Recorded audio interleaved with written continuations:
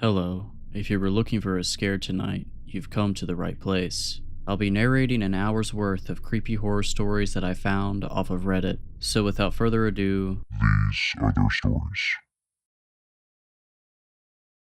I work with a volunteer search and rescue team in northern Montana. Most of the time we're responding to injuries, lost hikers, the usual, but last week we found a man barefoot, half frozen, and covered in blood stumbling down a trail we haven't used in decades. We thought he was a missing hunter. He wasn't. We brought him back to base camp. He wouldn't tell us his name, just kept muttering, "It let me go. It let me go," over and over like a prayer. He hadn't eaten in days. We offered food. He refused. When we insisted, he screamed, said it would know. Later, while the others were out on a call, I sat with him alone, and he started to talk. He said he was part of a 3-man group hunting elk deep in the wilderness. Said one night something found their camp. Not a bear, not a wolf, something tall, thin, bones stretched over skin, teeth like needles. He never called it a name, but I did. I asked, "A Wendigo?" He flinched when I said it. "No," he whispered, "the Wendigo." He said it didn't kill them right away. It took them one at a time, always at night, always when they were alone. It took Tom first, left only his tongue. Then it dragged off Caleb. He said he heard Caleb laughing as it took him, but it wasn't Caleb's laugh. By the third night he was alone. He ran, got lost, starved, heard it whispering to him. Not words, just thoughts, promises. He said he saw it watching him while he slept, said it left bits of his friends in the snow like breadcrumbs, and then it let him go, just like that. He said it stood over him at dawn, mouth full of Caleb's face, and whispered inside his mind, "You're already mine." I didn't know what to say. He looked at me with eyes that hadn't blinked in hours and said, "You don't get it, it's not out there anymore." Then he pointed at his chest. "It's in here." I didn't sleep after that conversation. He just sat there in the infirmary cot, staring at the wall, not moving, not blinking, like the thought of rest no longer applied to whatever was left of him. The next morning he was gone. No signs of forced entry, no broken windows. The med tent zipper was still latched from the inside, but the inside of the cot was wet, not blood, not sweat, just wet, like something cold had melted there overnight. We followed tracks as far as we could, but the snowfall had buried most of them. Just a trail of smeared boot prints that veered off the marked paths and disappeared into the timberline. That night, I was posted at the south edge of base camp. Forest edge, quiet, too quiet. I couldn't shake the feeling something was just behind the tree line, watching, not moving, just waiting for me to move first. At some point past midnight, I heard footsteps behind the mess tent. I went to check it out and found two things. One, a chunk of raw venison missing from the storage cooler. It hadn't been sliced or bitten, it had been scraped apart, nails maybe, something dull and rough. 2, a trail of footprints in the snow, barefoot. They led about 20 yards into the woods before they stopped, like the person who made them had either taken flight or vanished into the tree trunks. We logged it, set motion cams, increased watch shifts. But 2 nights later, one of the volunteers went missing. We found what was left of him scattered across a tree like someone had hung clothes to dry. Rib cage split and hollow, tongue left whole, eyes gone. The cameras caught nothing but static between 1:13 and 1:21 a.m. And somewhere in that static, on a single frozen frame, we saw something tall, standing just outside the infrared range, and a few feet in front of it, him, the survivor, smiling, mouth open wider than I thought possible, shoulders hunched like he'd grown something underneath the skin that didn't fit right. We shut down the camp the next day. I stayed behind to help collect the equipment. Last one out, just me and the trees. I don't know why I opened the meat locker before I left. Curiosity maybe, or something closer to instinct. He was inside, not hiding, just crouched in the corner, naked, hands raw, skin torn at the fingertips like claws were trying to push their way out. His mouth was moving, not speaking, chewing. I didn't move. He looked up at me just for a second, and I swear he said something, but I didn't hear it with my ears. It was in my bones. "You don't have to run anymore." Then he vanished. No sound, just gone. I still don't know how, but every night since I hear something at my window. It doesn't knock, it just breathes. And sometimes I catch myself breathing with it. The corpse was missing its face. It's an epidemic around here, a bad habit this town has with its murder-suicides. It's not enough for somebody to shove a knife through a rib cage and suck back on a 12 gauge anymore. No, now everybody has to be original, unique. They've got to peel off their victim's face, then scarf it down like skin jerky before slashing their throats. Do you know how long it takes to bleed out after cutting your carotid artery? Not long, 30 seconds maybe, a minute if you're really unlucky. That's not a lot of time to stage an arrest, to interrogate a murderer, to figure out why they killed their lover, their parents, their best friend. It's not much time to parse through the mental quagmire that compels an individual to carve off a face and swallow it whole. It just isn't. So I've had to make do. I've spent the last month digging through old case files and buried corpses. I've studied the local folklore and researched nearby legends. I've run a social media scan for sightings of anything supernatural, eerie, or otherwise insane within a 30-mile radius, all to figure out what might be causing these cannibal suicides. And you know what I managed to find? Nothing. Nada. Zilch. Until tonight, see, I've had a breakthrough, and it even has a name. Jonah. 17 years old, bright, studious, captain of the football team, head of the debate club, chair of the student council for human rights and class valedictorian. Not just a good kid, but the kind that universities fight over. 4 days ago, he murdered his father, tore off the man's face and chased it down with a glass of ginger ale, then cut his own throat and dropped dead beside him. Or at least that was the plan. Unfortunately, as fantastic as Jonah was at everything else in life, he wasn't much when it came to suicide. Lacked follow-through, you might say. The kid didn't sever his jugular so much as dramatically nick it, deep enough to pass out from blood loss, but shallow enough that the paramedics were able to salvage his life. And that was a mistake, because now he's all mine. I've never cared much for hospitals. It's a combination of the sterile fluorescence and the way the air smells like chemical warfare. The way everywhere you look it's either more clutter or abject emptiness. Maybe that's why Jonah looks so unnerved when he sees me. It's my expression, bitter, repulsed. But it's hard not to feel this way. Hospitals make me think of my sister, and my sister makes me think of,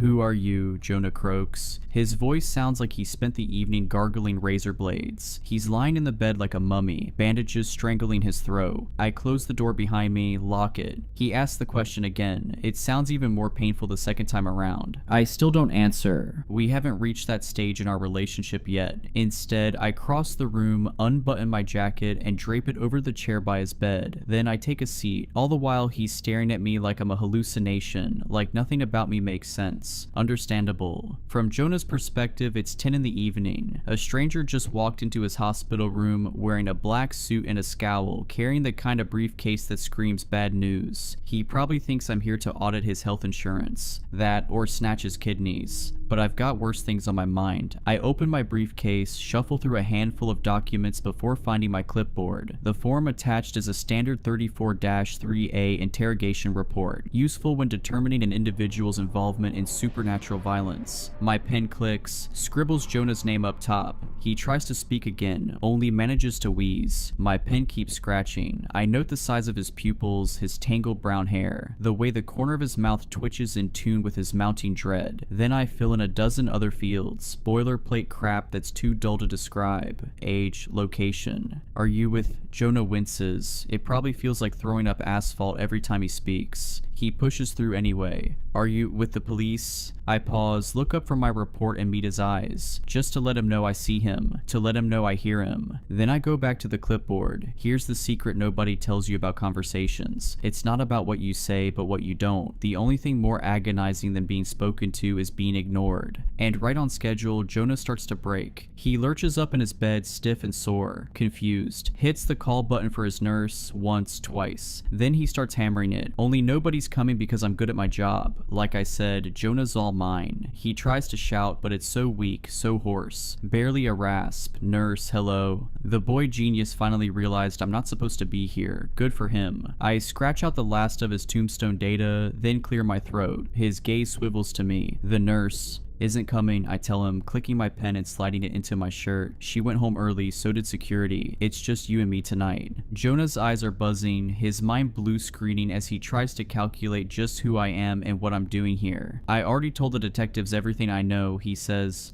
I'm aware. I'm here to ask you some questions of my own. Why? Who are you exactly? I loosen the tie around my collar. Suffice it to say that I work for an organization that's taken an interest in your situation. It's a private enterprise, off the books. We call ourselves the Order of Alice. He gives me a blank stare. I've never heard of it. That's the idea. So then you're not a cop? The way he says the words is like he wants to believe them but can't. I lean forward, cutting my voice to a whisper. No, kid, I'm an inquisitor. The guy you call when the monster under your bed needs to be euthanized. Jonah's heart monitor slows. I just told the kid that monsters are real, that our whole reality is a carefully constructed sham, and instead of panicking, he's breathing a sigh of relief. I'd call that unusual. A cough rattles from my throat. Wet, nasty, the kind that sounds like I'm not just spitting up phlegm but years of my life. I could only be so lucky. What are you looking for? Jonah asks, watching me fish in my jacket. I pull out a pack of cigarettes, slip one between my lips. Medicine. For a second, the kid looks like he might tell me you can't smoke in here, like he might try his hand at a lecture. Then he spots the gun at my hip and thinks better of it. Like I said, a smart cookie. You told the cops that you didn't murder your father, I mumble, lighting the cigarette.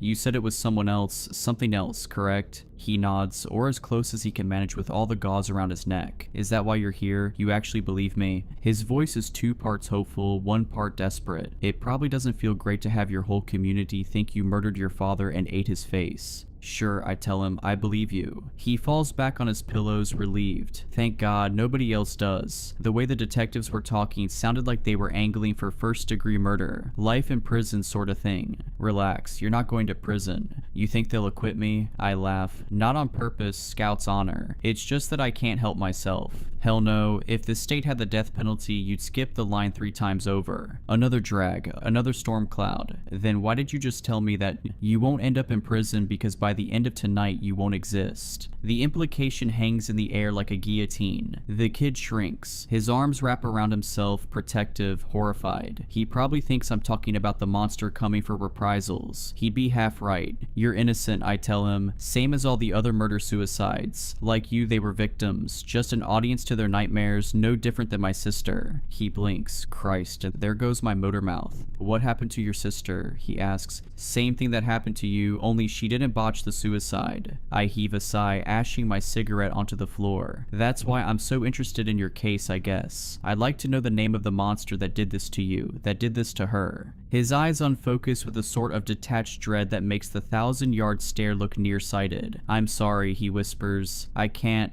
tell you its name. Sure you can. He shakes his head. No, you don't understand. All of this started the second I learned that thing's name. If I speak it, if you hear it, then it'll come for me next. I lean forward to look him in the eyes. I'm counting on it. He recoils, a quiet horror about him. You make it sound like you want to die. Maybe I do. I crush the smoke on the armrest. Hack another cough. This one's got a bit of blood with the phlegm. Lovely. Or maybe I don't get a say in the matter. Is it leukemia? I tell him. Stage 4. Doc figures I've got another year in me, assuming I kick the habit. A few months if I don't. You can do the math on that yourself. His gaze turns downward. My mother died of leukemia. It's an awful disease. It is, but when it nets me this kind of emotional buy-in, it's at least useful. I glance at the clock on the wall. It's 10:35 p.m. That means it's time to pick up the pace. Listen, I'm not looking for sympathy, kid. I'm telling you I know the stakes. I'm dead whether I like it or not, so there's nothing you're protecting me from. Jonah shifts in his blankets like there's something eating him inside. It's not just about protecting you, he sputters. This thing doesn't just make you kill yourself, it makes you kill.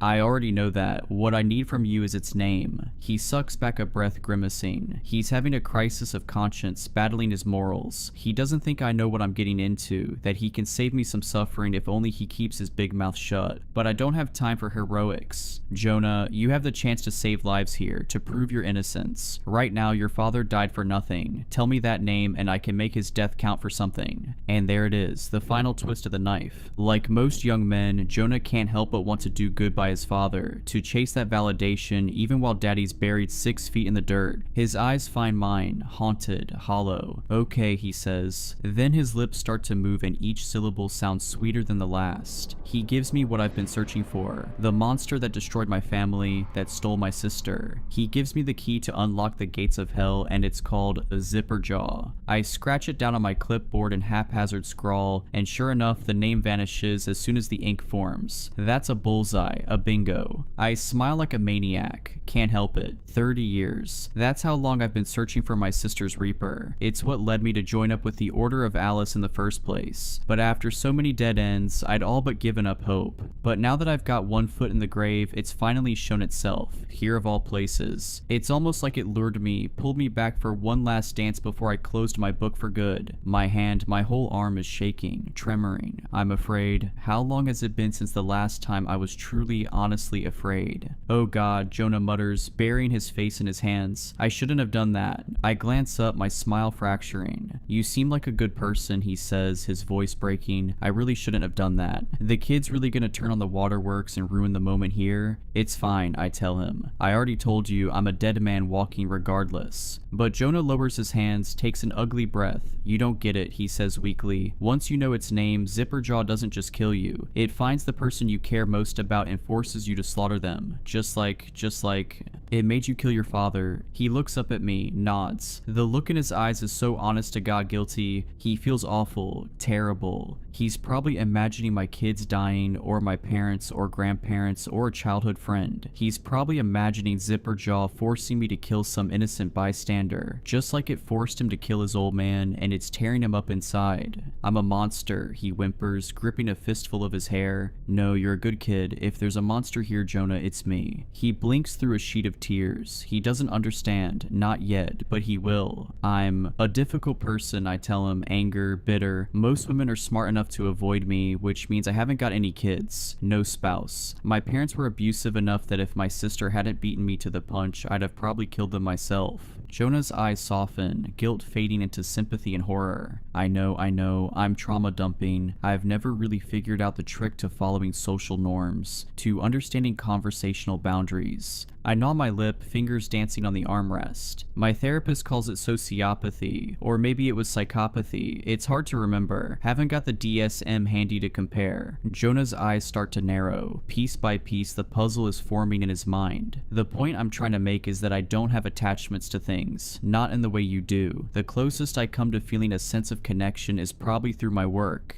I chuckle, shaking my head. You might say I'm married to my job. Jonah swallows. What are you trying to say? Zipperjaw killed my sister, I tell him, an absent smile carving a path across my face. The only person I ever truly cared about. And now, there's nothing I cherish more than the thought of ripping it to pieces, and the only way I get to do that is through you, Jonah. That means I need your story. It means I need to know what happened the night you ate your father's face. I need all of it, every last detail. The heart monitor starts to scream. Jonah tries to lurch from his bed, but I shoot from my seat, shove him back down. Let me go, he rasps. Get off. Like I said, a smart cookie. He's finally pieced it together, recognizing the nightmare unfolding before him. Only I can't risk any miscommunication, not while midnight is just an hour away, and Zipperjaw with it. I press my finger against his jugular. Not hard, just hard enough that he stops fighting and starts cooperating. You get it now, don't you? He's shaking like cornered livestock. His eyes dart to the clock on the wall, 11:12 p.m. It's you, I say quietly, inches from his ear. Right now, nobody in the entire world is more important to me than you are, Jonah. He tenses. It's all crashing down on him now, the horror of what he's done, of what I've done to him. It wasn't personal, it's just that I need him motivated, focused. I need a surefire way to push him past his trauma and get to the core of his experience. That means he has to have some skin in the game. You prick, he spits, voice dripping with betrayal. You used me. I reach for my clipboard, slip my pen from my pocket. Didn't have much choice. People are dying in this town. They're killing their loved ones, carving off faces, just the same way my sister did. And I have to know why, Jonah. I have to know why Zipperjaw does these awful things. He recoils, disgusted. You actually think your sister would be okay with this? Sacrificing some traumatized teenager just to satisfy your stupid revenge fantasy? My eye twitches. Adelaide. She wouldn't think this was stupid. She'd be proud of her big brother, wouldn't she? I I shake my head, forcing her memory back into its grave. My sister's dead, I grunt. This isn't about what she would want. It's about what I need. It's about making Zipperjaw pay for what it took.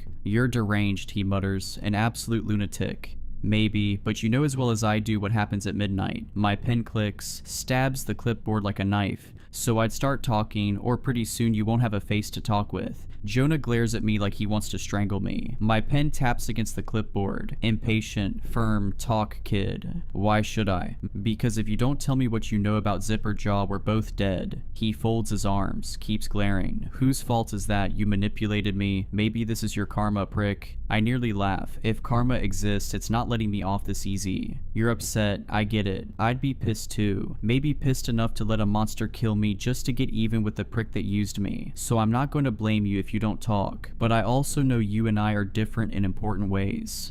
Yeah, he spits. I've actually got a heart. You sure do, and I wonder how that heart will feel knowing you didn't just succeed in killing me, but all the people Zipperjaw kills after us too. His expression fractures, the anger crumbling to horror. You can't put their deaths on me, that's not fair. A smirk finds my lips. Why not? I'm the only shot this town has at stopping this monster, so you can sit tight, keep quiet if you want. I'm a dead man regardless, but all the blood Zipperjaw spills next will be on your hands. His lips start to move, searching for some argument to defend himself, to justify why killing me is worth it, but then his shoulders slump. He heaves a sigh. The beautiful thing about people like Jonah is that they're so predictable, tug on their heartstrings, play with their shame. It hardly takes anything at all to make them dance like puppets on strings. Fine, he grumbles, avoiding my eyes. What do you need to know? My pen clicks. Let's start with the name. Who handed you that curse?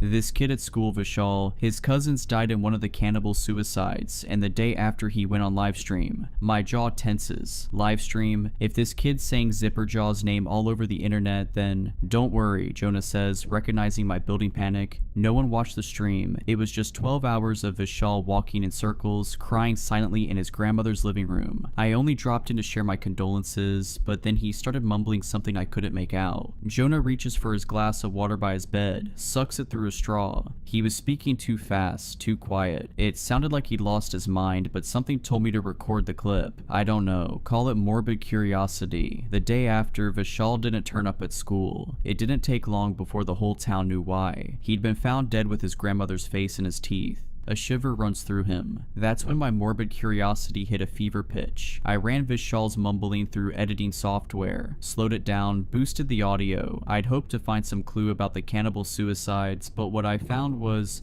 Zipperjaw, I whisper. He nods. A few hours later, I heard a knock on my front door. A few hours, meaning midnight. Another nod. I check a handful of boxes on my clipboard. A manic smirk tugs at the edge of my lips. The knock. Describe it. Jonah hammers his fist against his bedside table. Bang, bang, bang. It sounded like that, loud as hell. Woke up my dad. He shouted at me from his bedroom, said if that was Ryan being a racket again, then he'd call the cops and treat the kid to a night in jail. I told him I'd answer it, tell my buddy to beat it if he was out there. Meanwhile, the knocking got more frantic, shook the entire house. Bang, bang, bang. I booked it downstairs before my dad could make good on his promise, and that's when I saw the silhouette through the fogged glass. It was standing on the doorstep with its back to me. I knew right away that wasn't Ryan, and that something was seriously wrong. I keep writing, not looking up from the clipboard. Why?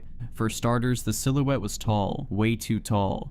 Ballpark it. His face screws up in thought. 7 feet maybe, could have been taller. My stomach twists. I feel what might be goosebumps running down my arms, and I wonder how long it's been since the last time I felt this kind of dread. Did you call for your father? He shakes his head. No, I was too shell-shocked, I think. That and he hesitates, shrinking into his bed. There was a voice out there, a little girl's. She said she was hurt and afraid, and that she needed help because a man was hurting her. I lower my pen slowly, meeting his eyes. Tell me you didn't open the door. Of course I didn't. His expression falls. Or at least I didn't at first. You've got to be kidding me. I'd only meant to check on the little girl, he says defensively. To be honest, I didn't even think the silhouette was a person. I mean, who in this town is over 7 feet tall? Nobody. I thought maybe it was just a trick of the light or... He trails off, unable to buy his excuses. But the truth is, I can't blame the kid. Society is conditioned to believe there's no such thing as monsters. If a giant shadow shows up on your doorstep in the dead of night, your first thought isn't to grab the holy water. It's to double check if you took took your meds. Add a crying child into the mix, and you're liable to start behaving erratically, impulsively. Is that how Zipperjaw tricked you, Adelaide? Did you think you were saving a frightened child only to come face to face with a living nightmare? My pen snaps in my grip, ink exploding across the page like a bad Rorschach. Jonah gulps. You all good, man?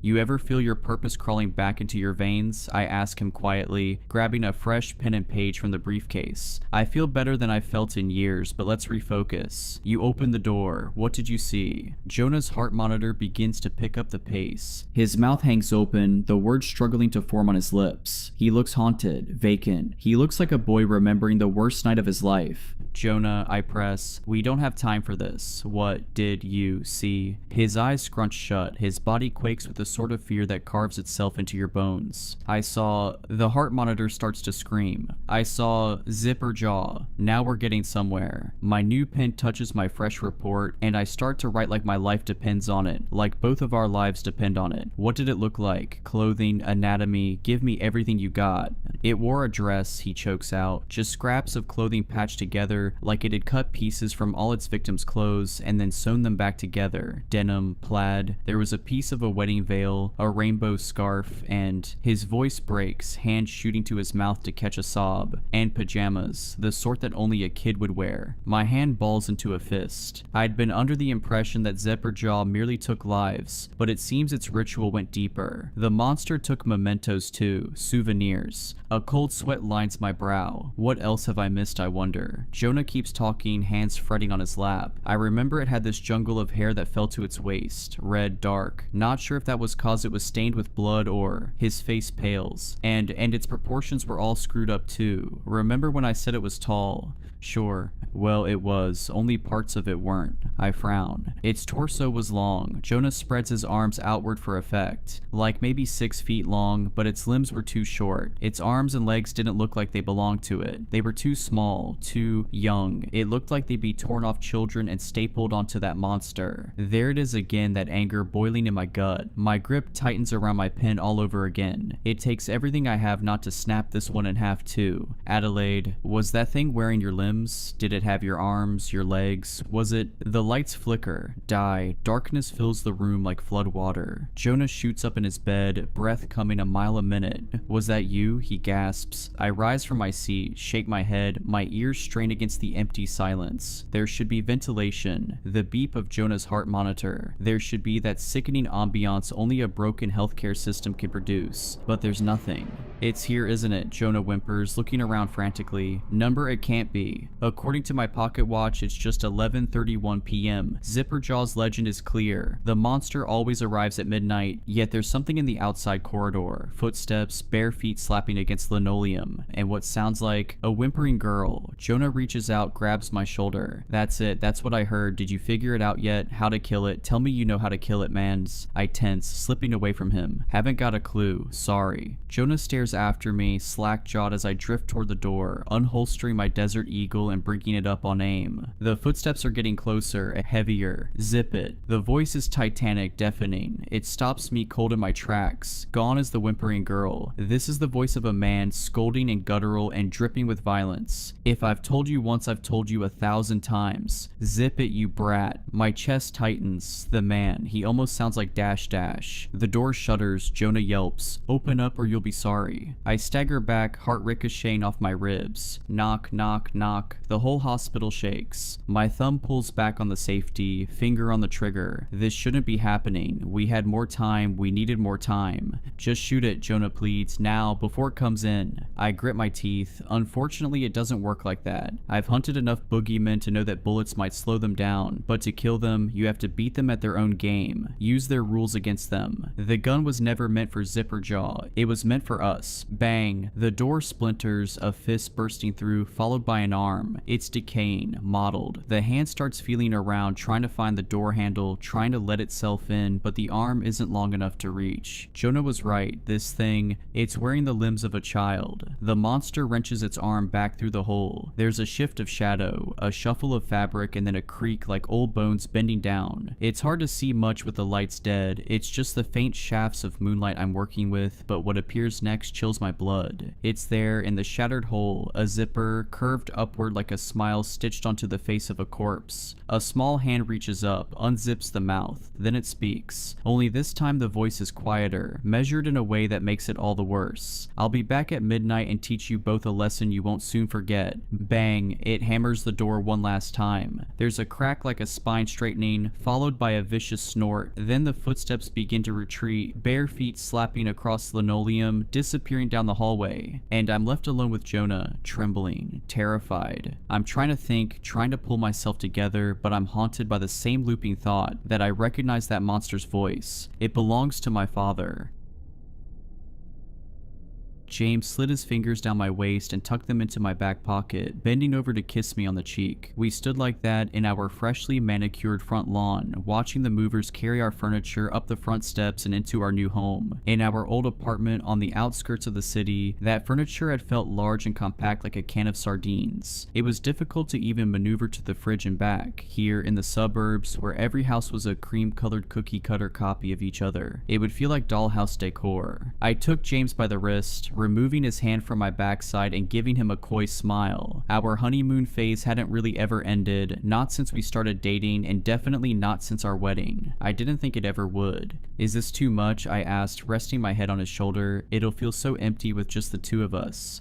For now, he muttered, and I could feel him smiling. We had never even really discussed starting a family, just because it felt so implied. We could always just read each other's minds like that. I knew he wanted kids as soon as possible, but I also knew he knew I wanted to wait a little longer, and he respected that. It was inevitable, but not a priority. I looked around. I always found neighborhoods like this one a little creepy. They felt simulated and devoid of actual life, but not this one. Somehow, even though the houses were the same, they each felt different. The home to our left appeared empty, with a colorful for sale sign on the lawn, but the one to our right was lively. The windows were adorned with bright pink flowers overflowing from their pots, and the yard was sprinkled with children's toys. Even now there were kids outside. A young boy who appeared around 12 years of age, pushing a younger girl on a yellow swing set. Their laughter filled the air. "Hello," a cheerful voice called, and I turned to see a woman marching towards us with a gleaming smile on her face. She was beautiful and young, maybe around my age, with blonde hair tied up in a pristine ponytail. Her pants fit her perfectly, accentuating her feminine curves, and her blouse was bunched up around her pregnant stomach. I felt myself subconsciously cross my arms, insecure. "Hello," my husband replied, bringing me out of my daze. I realized the woman was holding a dish wrapped in tinfoil and steaming. "You're the new neighbors, I presume?" she asked, her smile only brightening, revealing her perfectly white teeth.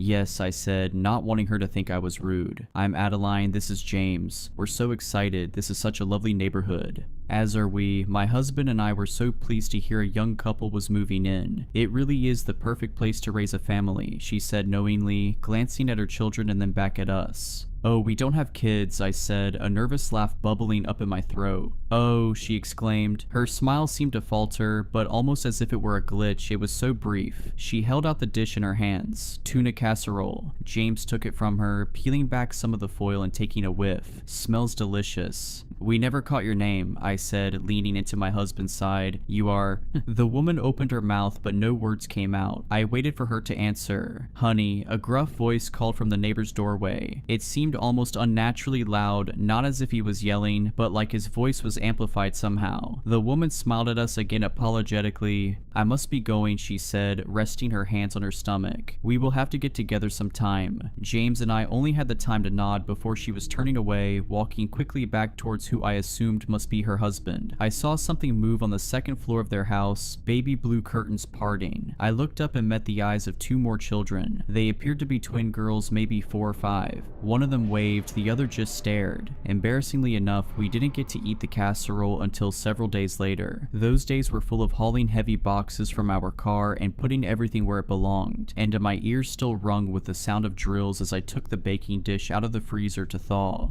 "It'll be nice to eat something other than takeout," James said, sitting at our kitchen table and resting his head in his hands. "Yeah," I replied, "but I'm not sure how I feel about 2-day-old tuna." I walked over, nudging him with my hip. He pulled out his chair, guiding me down on his lap and wrapping his arms around my waist. There was so much excitement in the air as we had set up our new home, but I felt like we hadn't had any time to settle in yet. I had barely been alone with him in any meaningful way. It was the first time since our wedding day that we hadn't been all over each other. He pressed his mouth against my collarbone, trailing his lips up my neck into my ear. I felt a giggle rise in my chest, running my fingers through his slightly oily hair. "When's the last time you showered?" I teased, and I felt him laugh against my skin. "I was waiting for you, my love." I smiled. "You're disgusting." "We'd better hurry up and eat then." The oven dinged, letting me know it was preheated. It took everything in me to get up, off of James. Right as my fingers wrapped around the handle, my other hand reaching for the casserole, I heard something. I froze, tilting my head towards the window. The night was warm and still. I could see warm yellow light glowing in the neighbor's windows, a perfect caricature. "Did you hear that?" My husband didn't seem to be paying attention, fiddling with a loose leg of his chair. "What do you mean?"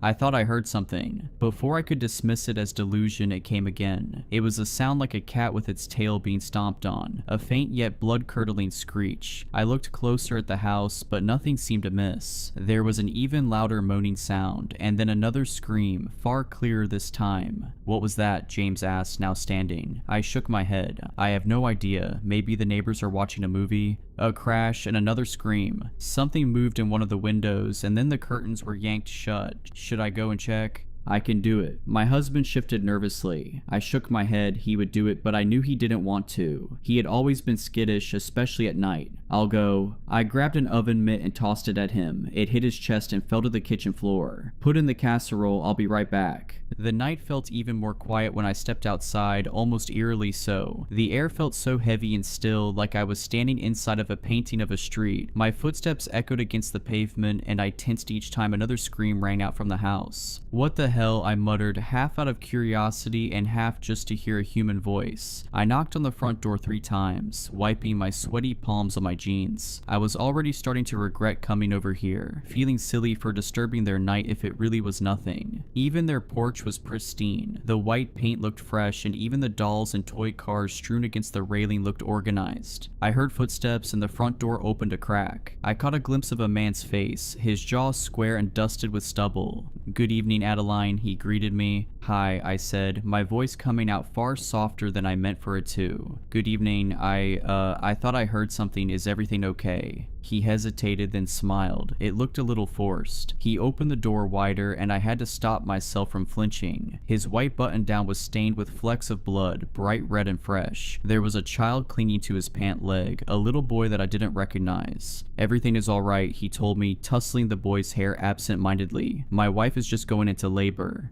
"Oh," I exclaimed, blinking at him in shock. He seemed incredibly calm, considering the circumstances. "Should we call someone, an ambulance?" "No," he said quickly, his smile fading the tiniest bit. "No, that's quite all right. Thank you for your concern. This isn't her first rodeo, so to speak." He chuckled stiffly. "Oh, okay, well, tell her congratulations." "Will do." He seemed to look me up and down, and a shiver creeped up my spine. "Well, have a lovely night, and we're so happy you moved in." He went to close the door on me, turning away, but at the last second, the little boy shoved his hand through the crack. A piece of notebook paper fluttered to the slats of the porch, and the door closed with a sharp click. I picked up the piece of paper, somewhat stunned, as another scream ricocheted inside my head. I unfolded it slowly, holding it under the porch light and squinting to make out what the shaky scratches of red crayon read. "Mommy makes lots of babies." It was only a week later that I got a call on the house phone. I was in the bath and I ran to the kitchen, a towel wrapped around my waist and my hair dripping warm water down my back. "Hello," I said into the receiver, clutching the phone with both hands. Somehow I already knew who it would be. "Hello, Adeline." Her voice was just as cheerful as it had been that first day we'd moved in, like a jingling bell hanging from the door of a shop. "How are you, dear?" "I'm fine," I replied, my eyebrows cinching into an involuntary frown. "How are you? How's the baby?" "What?" She sounded genuinely confused, but only for a second. "Oh, the baby's just fine. Such a miracle of life, isn't it?" "Yes, such a miracle. That's amazing. I'm so happy for you." "Yes. So listen, I was hoping you and your husband would come by tonight for a little dinner party. I made tuna casserole. Please, please say you will." I swallowed. Something about her was beginning to unnerve me. Something about how perky she was only days after labor. But I still didn't want to be rude, and it wasn't like I didn't like her. I didn't want to pass up any friends. parents, especially when they live just next door. Of course, I said, hoping she could hear my polite smile. We'll be there. I clutched my Tupperware of cookies tightly to my chest as James guided me up the front steps. I prayed they wouldn't be able to tell they were store-bought, although I was sure they wouldn't say anything even if they did. James knocked on the door, then tutted and picked at some chipped white paint next to the peephole. Looks like they need a new paint job out here. Maybe I should offer? Babe, that's rude, I told him, a strange feeling twisting in my stomach. Something was off, but I couldn't quite put my finger on it. Our neighbor threw open the door, beaming at us. She was wearing a pink flowery dress and a white apron. I'm so glad you could make it. Come on in. Everyone's waiting in the dining room. I couldn't help but stare at her stomach, which seemed almost as large as it had been the day we'd met. I glanced at my husband, but he didn't seem to have noticed anything and only smiled at me reassuringly. Admittedly, I didn't know as much as I could about childbirth, but I knew your stomach stayed large for at least a few days. Surely her body just hadn't recovered yet. Their dining room was larger than ours, or maybe that was just the way it was decorated. It was minimal. The only personal items I could see were more toys. At their long dining table there were 6 places set. A little girl sat at one of them, quietly playing with a Barbie doll, and a teenager sat next to her, scowling at us. I didn't recognize either of them. This couple seemed so young. How could they have a teenager already? Some people started early, I guess. I had assumed dinner party meant there would be more people, but I felt guilty for assuming that. They were so eager to spend time with us. Maybe they just didn't have many other friends, especially with so many children running around. Across from the kids sat her husband, grinning at us. I blinked. He didn't look how I remembered him. Hadn't her husband been a brunette? This man's hair was a lighter brown, almost a dirty blonde, and his face seemed softer. It must have just been the lighting, I told myself. Surely in the dark, his features had just looked bleak and more severe. The woman immediately started bustling around in the kitchen, and James and I took our seats. I stared at the glass of wine already set out in front of me, the dark red liquid reminding me suddenly of that night, of the blood splattered across the man's shirt. James began chatting up the husband, but I couldn't bring myself to keep up. I just stared into the glass, swirling the wine around, watching it lap up against the rim. It was so dark, almost black. We didn't even know these people's names. Were we so rude that we had never asked? Was that a bug? I dipped my finger into my wine and fished out a small fly, still buzzing desperately. Looking around quickly, I flicked it off my finger into the ground, not wanting to embarrass our hosts. Such a lovely home, James was saying, and I smiled and nodded as if I had been listening. Yes, I butt in and then hesitated. Forgive me, but I've forgotten your name. The man's grin didn't falter. Joseph, he said happily. No need to apologize, I'm Joseph. And your wife? Dinner is served, the woman called, interrupting me. She wielded a large dish which gave off a faint fishy aroma, setting it down with a flourish in the center of the table. Thank goodness, honey, I'm starving. Joseph tucked his napkin into his shirt and picked up his fork and his knife, clutching them in both hands cartoonishly. I looked at James, searching for any semblance of confusion. I found none, only a polite smile. This is the children's favorite dish, she told us, taking my husband's plate. How many kids do you have? Here you are, love, she said, scooping a helping of casserole onto his plate and reaching over me to set it down in front of him. As she leaned over me, I caught a glimpse of her face. Her skin seemed to glisten around her eyes like it was wet. Growing boys need to eat. James chuckled nervously, the first hint I'd gotten of anything amiss. That's what I keep telling Adeline. Joseph laughed uproariously, pounding his fist on the table. I caught the teenager jump and the little girl set down her Barbie, but I couldn't decipher the expression on either of their faces. A man of my own heart, he cried, and he didn't stop laughing. What did you bring us? The woman asked after a moment, nodding at the Tupperware, having to raise her voice to be heard over her husband's laughter. I swallowed. Chocolate chip cookies. Lovely. I gazed down at the food she'd put in front of me. It smelled even fishier up close, nothing like the first one she'd given us. I picked up my fork, picking at a flaky corner. A fish bone stuck to the prongs, long and slender and sharp. I hope you'll eat it all, the woman said to me, leaning over so close her blonde curls tumbled onto my shoulder. She smelled of perfume and faintly of fish. Now that she was close to me, I could see clearly that her face was in fact wet. You simply must get used to eating for two. After that dinner, it wasn't that I was avoiding them, but I didn't make much of an effort to get closer. I felt deeply uncomfortable in a way that I didn't quite like to think about. Even so, I told myself it wasn't them, we just had gotten busy. James had started his new job in the city, starting construction on a new shopping mall, and I had a big interview coming up. I simply didn't have much time to think about our neighbors. Not that they didn't make it difficult not to. Neither of us got much sleep anymore. The sound of a crying baby kept us up and made us restless. They baffled me during the day too. One Monday before James had gotten home, I noticed a man out in their yard playing with a few of the children. He was chasing them around the swings, around and around, and they were shrieking with glee. My curiosity got the better of me. Was this an uncle, a babysitter? I knew little to nothing about this family, and I figured that was what was unnerving me so much. Maybe if I knew more, I would feel comfortable living next to them. Before I could stop myself, I walked out, watching them play for another moment before speaking. "Hi," I called out, and all four of them turned to face me. "Hello, I'm Adeline. I live next door. Sorry to be nosy. I was just wondering, how are you related to the family?" The man smiled at me just like the rest of them, widely. Up close, he looked even older, maybe in his 40s. He must be a relative of some sort. "Don't be sorry, Adeline. I'm their son. We've been so happy that you moved in." After that, I put even more distance between myself and the neighbors. I was sure there was a logical explanation for all of this, but if I thought too hard about it, I felt like my brain would explode. A couple of nights later, James had had enough.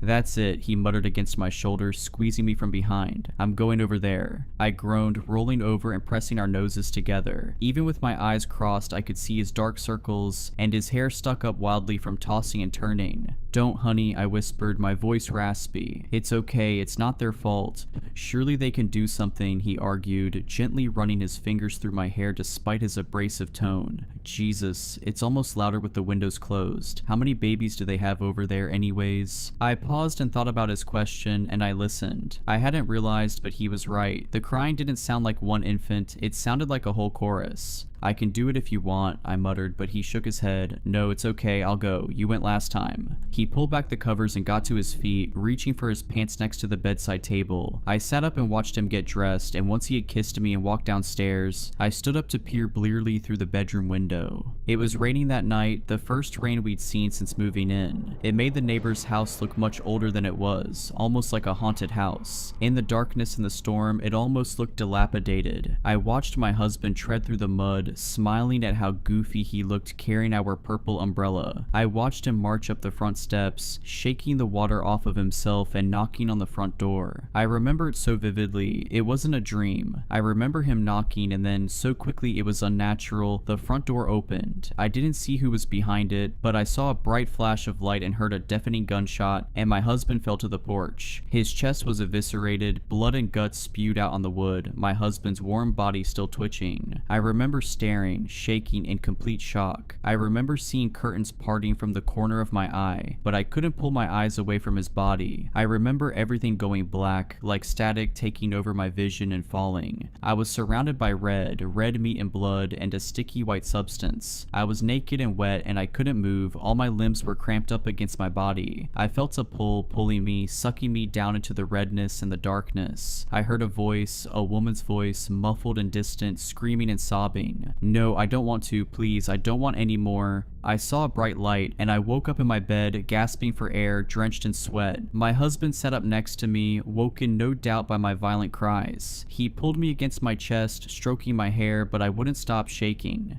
It's okay, just a dream." But it wasn't just a dream, I saw it. I had seen him die. It had been so real, so vivid. I was still mourning, still in shock, curled up in his lap. It couldn't have been a dream. She brought me a pie the next day, the wife. James had stayed home from work to console me, deeply alarmed by my reaction to what he thought was just a bad dream. He offered to get the door, but I didn't want him to. I didn't want him anywhere near a front door ever again. I turned the knob with shaking hands, and there she stood, her hair tied up in a messy ponytail, clutching a pie tin in front of her. She was still pregnant. She held it out to me, her smile gleaming and wide, but her eyes apologetic. "I wanted to apologize for the noise," she said cheerfully, tilting her head. "I hope it hasn't kept you up. It's just so difficult sometimes with newborns. You of all people would understand." I don't have kids, I said bluntly, eyeing the pie. It must have been cherry, it was red, so red. Remember? She blinked at me. Oh yes, of course. She held out the pie, pushing it into my hands. Please take it. I cautiously took it from her. It was so red inside, like the red from my dream, like my husband's guts. When I looked back up, she was still smiling, but there were tears streaming down her face and dripping off her chin. I stared at her blankly. Are you okay?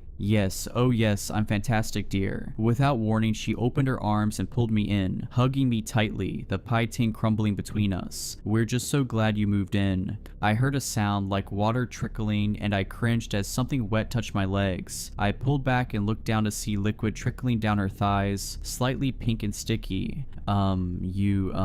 She raised her eyebrows inquisitively, then looked down at herself and seemed to blush. Oh my, yes, you must excuse me. She gave me another smile, so wide it looked like it might hurt, still weeping silently. She looked older than before. I'm so sorry. Again, I'm so sorry. She killed herself a couple of days later. I saw it happen. I felt an urge to look out of our bedroom window around 5 in the morning, and I saw her standing on the roof of the neighbor's house. She seemed to look me right in the eyes before she plummeted. I ran down the stairs as quickly as I could, almost tripping and cracking my head open. When I got outside, everything looked different. The house looked different, old, like it hadn't been lived in years. The yard was overgrown, the grass swallowing up the children's toys, and the pink flowers on the windowsills were shriveled and brown. The porch was dirty and packed with things, as if only hoarders had ever resided there. The paramedics came after I called 911 and the police, and it occurred to me that it was the first time I had seen anyone other than us and the neighbors on that street. They told me it was a good thing I had called because no one else would have. When I asked what that meant, they just looked at me blankly. No one else lives here, ma'am, one of them told me, as if it were obvious. I stared at her body until they took her away. She looked different, she looked old. Even so, I could have sworn I saw her stomach growing. I heard them call her Jane Doe as they zipped up the black body bag. That was a few months ago. We moved back into our apartment closer to the city, and even though it's cramped here, it feels so much more comfortable. I've been going to therapy, trying desperately to figure out if what I witnessed was real or pure insanity. My therapist seems to think it was stress. Somehow so does my husband, as if he wasn't there, as if he didn't see what I did. He seems different. I've noticed things, like how the mole on the back of his wrist is gone now, and how his hair grows slightly curly when it used to be so straight. I can't get the image of him that night out of my head, his body destroyed and drenched in gore, his eyes still open. I've been throwing up every morning, but I won't test. I'm terrified to confirm what I already know. My father named me Arav, so I would have a competitive advantage in life. He wanted me to appear at the top of class registers and government databases. He wanted me to be noticed, what I would give to never be noticed again. Anyhow, I'm aware that many Indian parents choose A names for children, but the point is that my parents wanted the best for me. Life doesn't ever go to plan, does it? Ma and Papa died in a car accident when I was 6 years old. That would have been awful enough, but then I found myself living on the streets, rather than in an orphanage. Papa often told me that I had Lakshmi, goddess of wealth and fortuitousness, on my side. Alas, it was a Lakshmi, the goddess of misfortune, who set her sights upon me. Or perhaps a Rakshasa, a demon. I used to tell myself that. Better the devil you know. In truth, I don't know what I saw in that New Delhi slum, and the unknown terrifies me more than any nightmare detailed in religious texts. After my parents died, I sought escapism in Hindu mythology. I would pinch religious books from local libraries so as to feel some sort of connection to Ma and Papa. They had always been devout followers of the faith. I needed escapism not only from grief, but from life on the streets. I spent 3 years living with pickpockets between 6 and 12 years of age. They helped me to survive when I had nothing and no one. That feels eons ago now. I'm a 29-year-old software developer working in Paris. I often wonder whether I would have stayed in India had it not been for a horrifying experience, something which incentivized me to do whatever possible to get far, far away from the slums, the city, the country, heck, the continent.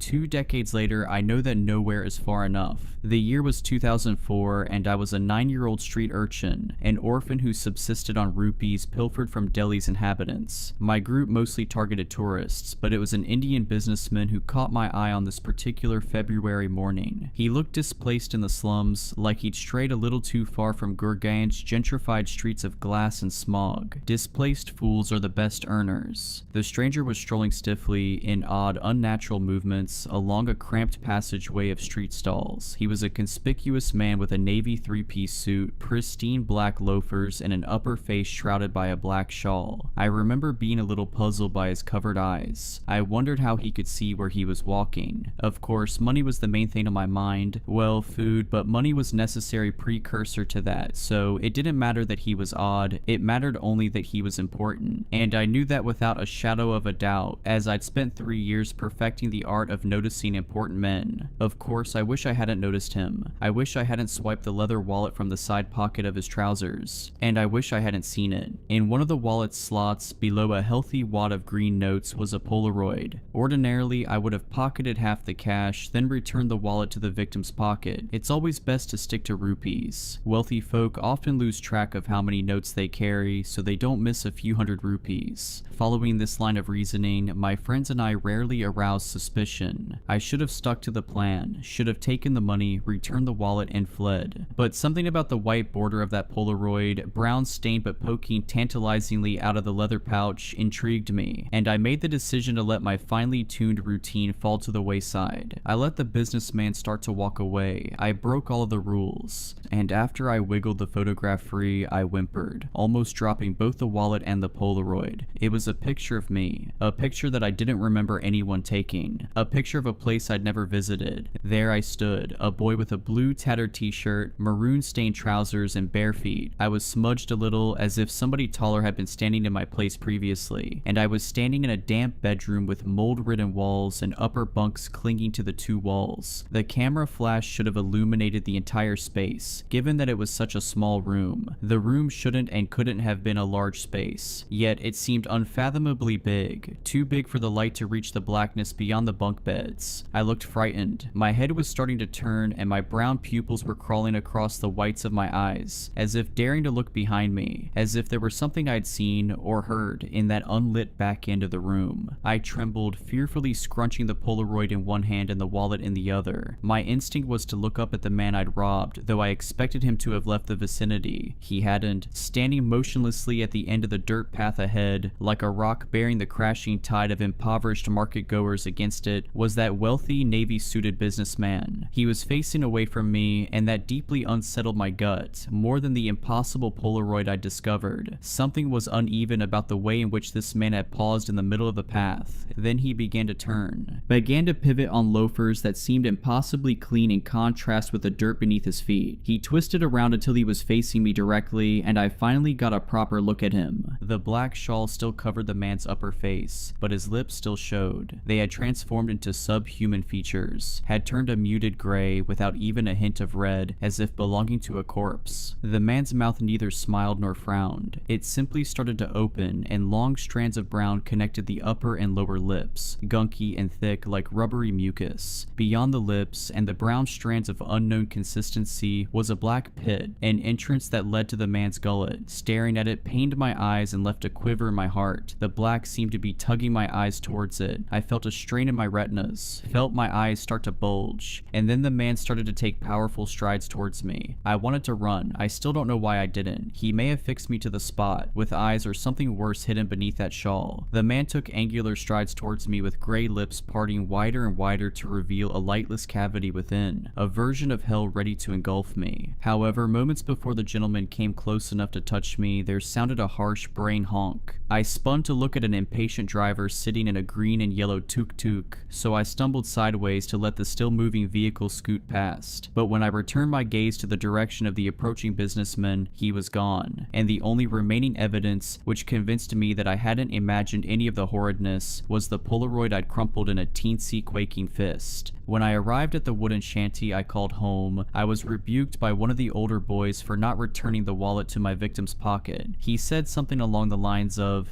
"You just dropped a leather turd on our doorstep, Arav, and we don't crap where we eat." I was evicted essentially, but that was the best thing to happen to me. It got me out of that hellish cycle with nothing in my possession but a handful of rupees and a haunting photograph. A photograph that I dumped at the side of a road before leaving the slums behind. All I wanted was to leave India, run as far as I could for as long as I could. That impossible photograph left me feeling unsafe, left me feeling pursued. To leave I needed money, so I pleaded with any and every business owner on the streets of New Delhi. A few unsavory sorts offered me work as a pickpocket, but I declined. I had to leave that life behind, and I didn't want to run into that suited spirit ever again. I was eventually blessed by a sweet couple who owned a restaurant in Connaught Place. They adopted me, and I was enrolled in a new school. I had just turned 10 years old, so I was about 4 years behind my classmates, but I eventually caught up. My goal initially was to get far away from the navy-suited man, the man with the photograph that made no sense to me. How did he know I would pick his pocket? I wondered. How did he create a photo of something that never happened? As the years went by, however, I lost sight of my goal, lost sight of my superstitious fears, lost sight of my religion. In 2014, at the age of 19, I believed that it had all been a dream, that I'd simply exaggerated events in my head. There had been no Polaroid. There had only been a string of traumatic events which had warped the mind and memories of a poor child. I no longer wanted to leave Delhi. I felt safe. That all changed on a late-night taxi ride. The driver released a series of expletives as his withered old tuk-tuk spluttered to an abrupt stop on a dirt road. We both stepped out of the rickety rickshaw to inspect the damage, but the driver shooed me off.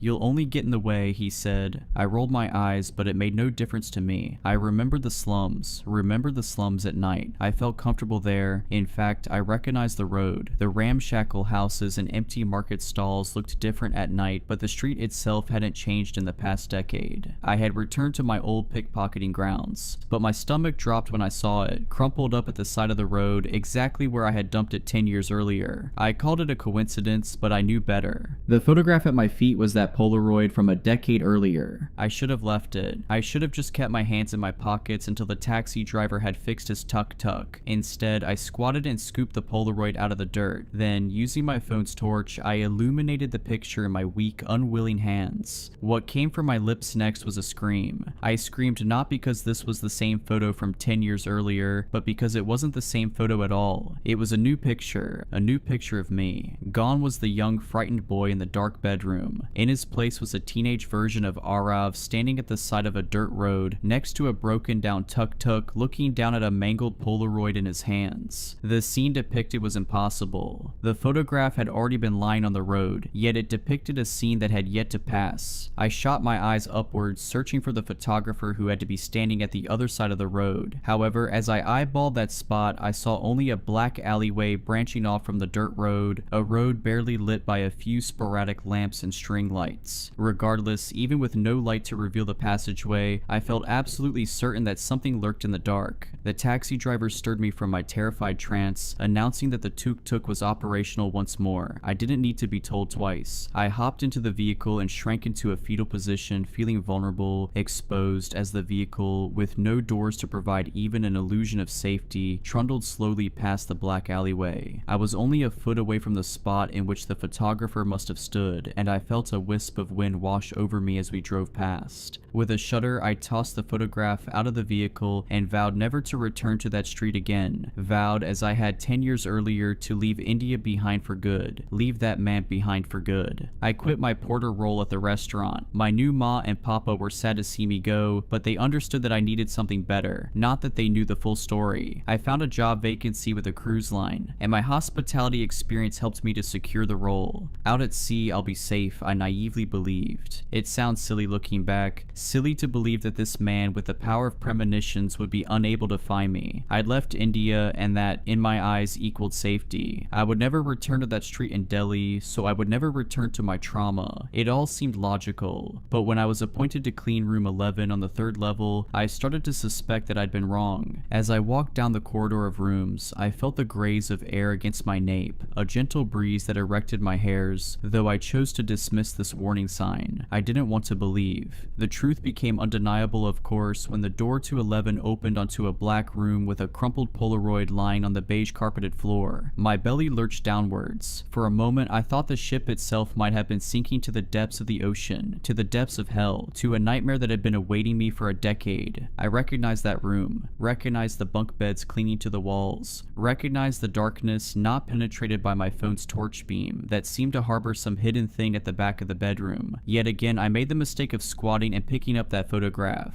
I resigned myself in a way to the fact that I was trapped, that I would never outrun this stalking monstrosity. And then I stumbled backwards as I faced a picture somewhat familiar. It was the very first photo I'd found in the wallet, only that little boy wasn't so little anymore. He was a 19-year-old man, filling the blurry smudge that had been there a decade earlier. I was wearing that same haunted expression on my face, was wearing those same doe-in-the-headlights eyes. It was as I'd always feared. The man was taunting me with prophecies. I thought I'd been changing my fate by running away, but I was always supposed to be in that room, on that ship, not as a child but as a young man. I was always going to end up in room 11, and something was always going to find me, something at the back of the room. No, I realized, eyeing the picture, something in the doorway, taking the photograph. I also realized at this moment that the breeze I'd felt on my neck had been no breeze at all. It had been an exhale of breath. Breath warm, stale, and wet, more liquid than gaseous. Don't turn around, I suddenly thought. If you turn, the prophecy in the photograph will come true, and you'll have to face what comes next. But I had to see what was standing behind me in the doorway, what had exhaled warmly onto my skin. I slipped my phone out of my pocket and lifted it up, then I gasped fearfully at the reflection in the black glass of my phone screen. Behind me, there stood a figure in a familiar navy suit and a black shawl, which had been pulled back to reveal, well, I'm not sure. My eyes were straining again, you see, as if something were preventing them from seeing whatever was reflected in the screen. And with jittery hands, I dropped my phone to the floor. I almost turned around to see the man's face in full, but I reminded myself that I had the power to prevent the photograph from coming true. So I closed my eyes and started to back out of the room. Those hot, rancid exhales continued to beat in wretched puffs against my neck as I reversed out of the room. And then I bumped into something immovable, something bolted to the carpeted hallway of the third level. My shirt rubbed against the fabric of a blazer, producing an awful scratching noise. I felt like a child, safe as long as I kept my eyes closed. Somehow that unsound logic rang true, as I eventually managed to sidestep free from the awful creature in the corridor. I ran blindly down the hallway, bumping into walls as I went, and only when I reached the end did I dare to open my eyes, simply to find the button for the lift. After that experience, I decided to return to land. There was no escaping that thing, but being trapped at sea made the nightmare infinitely worse. I felt stifled, claustrophobic. I spent the next few years in education, studying to become a software developer, and then I found a job in Paris, a gargantuan city with plenty of streets, plenty of places to run, for I will always be running. I know that now. Whenever I let my guard down, a crumpled Polaroid will always resurface to unveil some direful prophecy of a future that may come to pass, and I will try my best every time to make sure that it does not, because I don't know what will happen if it does. I don't want sympathy. I just want someone to tell me I'm not crazy. I've run through every explanation, exhaustion, hallucination, gas exposure, but nothing adds up. I know what I saw in that cave. I know what we heard, and more importantly, what we felt. You can say I'm mistaken. That's fine. Just don't tell me it wasn't real. It was my friend Zoe's idea. She's always had a reckless streak. Urban exploring, off-trail hiking, night diving. I usually talk her down, but this time, I don't know. Something about the way she described the cave made me curious. It's not even on any of the maps, she'd said. A guy on the geology forum posted coordinates before his account went dead. Said the wind didn't blow the same down there. I should have said no. We left early. Just 2 backpacks, headlamps, spare batteries, and a rope line. No cell signal where we were going. The cave entrance was narrow, more of a seam in the rock than a mouth. You had to slide in sideways between slabs of limestone to even reach the chamber. The inside was colder than it should have been, still air like nothing moved in or out. Zoe made a joke about ancient burial grounds. I didn't laugh. There was a dampness to the walls, like sweat, not moisture. The rock was wrong too. It looked like it had been scored with something, thin deep gouges, inconsistent in pattern. Not pickaxe marks, not natural erosion. It looked deliberate. We went deeper. The light from the surface was long gone, and all we had was the thin white cone of our headlamps. The passage narrowed, then opened into a wide chamber. I remember thinking the ceiling looked too high for how far we'd gone down, like we were standing in a space that shouldn't exist. Zoe moved ahead of me, scanning the walls. That's when we found it. A bundle of bones tied with what looked like human hair, hanging from the ceiling by a crude length of sinew. No carvings, no symbols, just a mass of bones gently swaying. I whispered, "Zoe, I don't think this is abandoned." She didn't respond right away. When she finally did, her voice was hollow. "This wasn't here in the photos."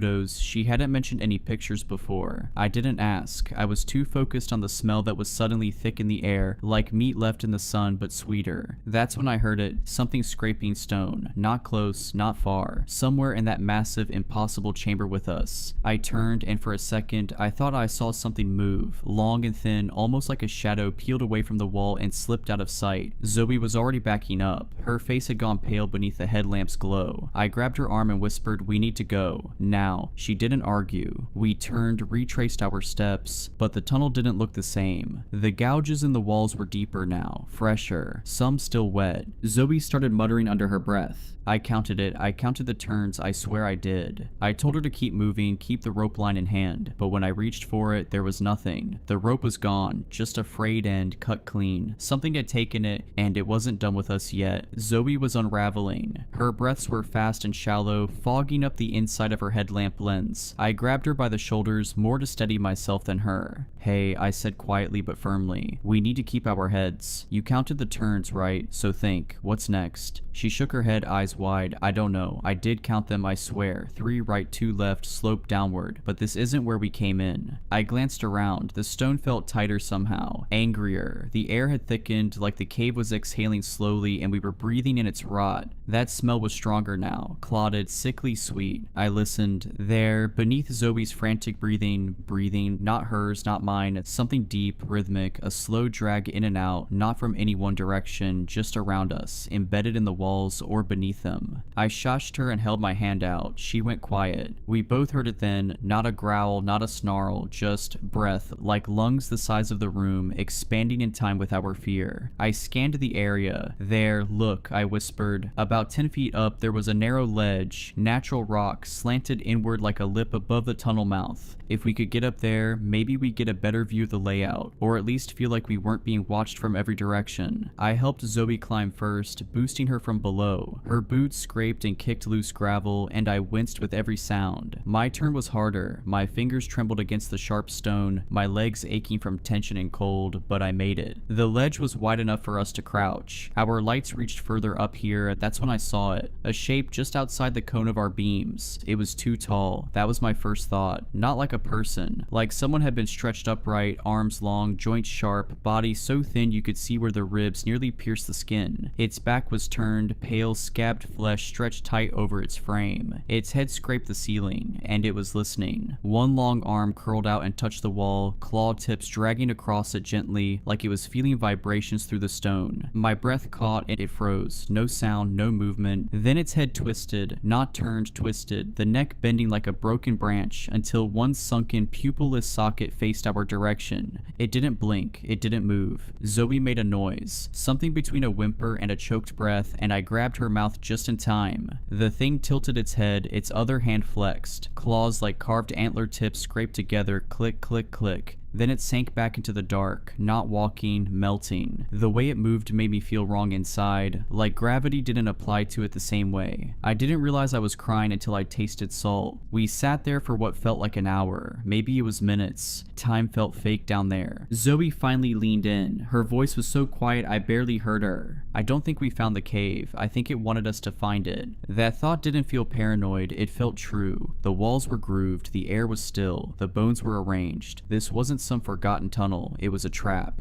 baited with something only the desperate or curious would follow. I pulled out the backup flashlight and checked our gear. Still had a flare, half a bottle of water, no rope, one knife. We couldn't stay up here. Whatever that thing was, it knew now. We had to move. I started to climb back down when I saw something strange in the rock below, thin lines in the stone that looked too symmetrical, almost like script, not in English, not anything I recognized. Dozens of little carvings etched into the ledge just below where we sat, each one a perfect copy of the last. Zoe saw them too. "That looks like the markings near the..." She stopped herself, near the bone bundle. We both knew it. Below us the breathing started again, but this time it wasn't steady, it was excited. I told Zoe to stay. "Don't move, don't make noise, don't shine your light unless you hear me call for you." She didn't argue, just nodded with that hollow, hunted look. Her hands gripped the rock until her knuckles went white. I climbed down from the ledge and slipped into the corridor on the far side, one we hadn't seen before. It felt older than the rest. The walls here were darker, like the stone itself had been scorched. Not from fire, from time, or something older than time. My boots crunched something brittle beneath them. I didn't look down. The deeper I moved, the warmer it got. Not physically, that's not the right word. It was like the space-remembered heat. A stale, decaying warmth that stuck to your skin like grease. I turned a corner and found another chamber. This one was smaller, oval-shaped. The walls weren't stone anymore, at least not naturally. They were carved into reliefs, figures I didn't recognize, arranged in circles, each with their heads bent toward the center. In the middle of the room was a pit. I don't know how deep it went. My light couldn't reach the bottom, but I could hear it. Something moving down there, slow, wet, rhythmic. It didn't echo. I backed out before whatever was down there noticed me. When I returned to the ledge, Zoe was gone. No blood, no drag marks, no scuffle, just gone. Except, there was a new bone bundle, hanging from the rock just below where we had been sitting. Fresh, not skeletal, not cleaned. Something wet still clung to the twine holding it together. I didn't scream, I didn't cry, I couldn't. My body locked up, my mind flooded with one thought that repeated over and over. It took her. My flashlight flickered, not out, just dimmed. The way a dying memory does in the back of your mind when something older pushes forward. I ran. I don't remember the path I took, only that the cave shifted around me. The same hallway split and doubled back. I saw my own footprints over and over again, and then I didn't. There were no footprints, no dust, just smooth stone as if nothing and no one had ever walked there before. When I finally collapsed, I was staring up at a patch of sky. Pale morning light filtered through a hole barely large enough to crawl through. Roots hung like fingers. I pulled myself out with everything I had left. I don't remember how I got back to the car, or how I drove. I woke up in my apartment 2 days later, dehydrated and covered in scrapes. Zoe's things were still in the trunk. She's never been reported missing, no records, no digital footprint. It's like she was erased the moment we stepped into that place. Except, yesterday someone slid something under my door. A strip of pale leather tied around a bundle of hair. Zoe's. I recognized the braid. There were markings burned into the leather, same as the carvings in that cave. I've spent hours trying to match them to anything. Runic scripts, tribal symbology, ancient languages. Nothing matches exactly, but one symbol keeps showing up. It looks like a figure bent backward over a ring of thorns. Sometimes it's drawn with antlers, sometimes it has no face, sometimes it looks like it's smiling. I'm not posting this for clout. I don't care if anyone believes me. I'm posting it because I found something else burned into the inside of the leather. Not in ancient script, in English. 5 words, "You were meant to watch." I haven't slept since, and I'm not sure I should, because sometimes just before dawn I hear breathing in the walls.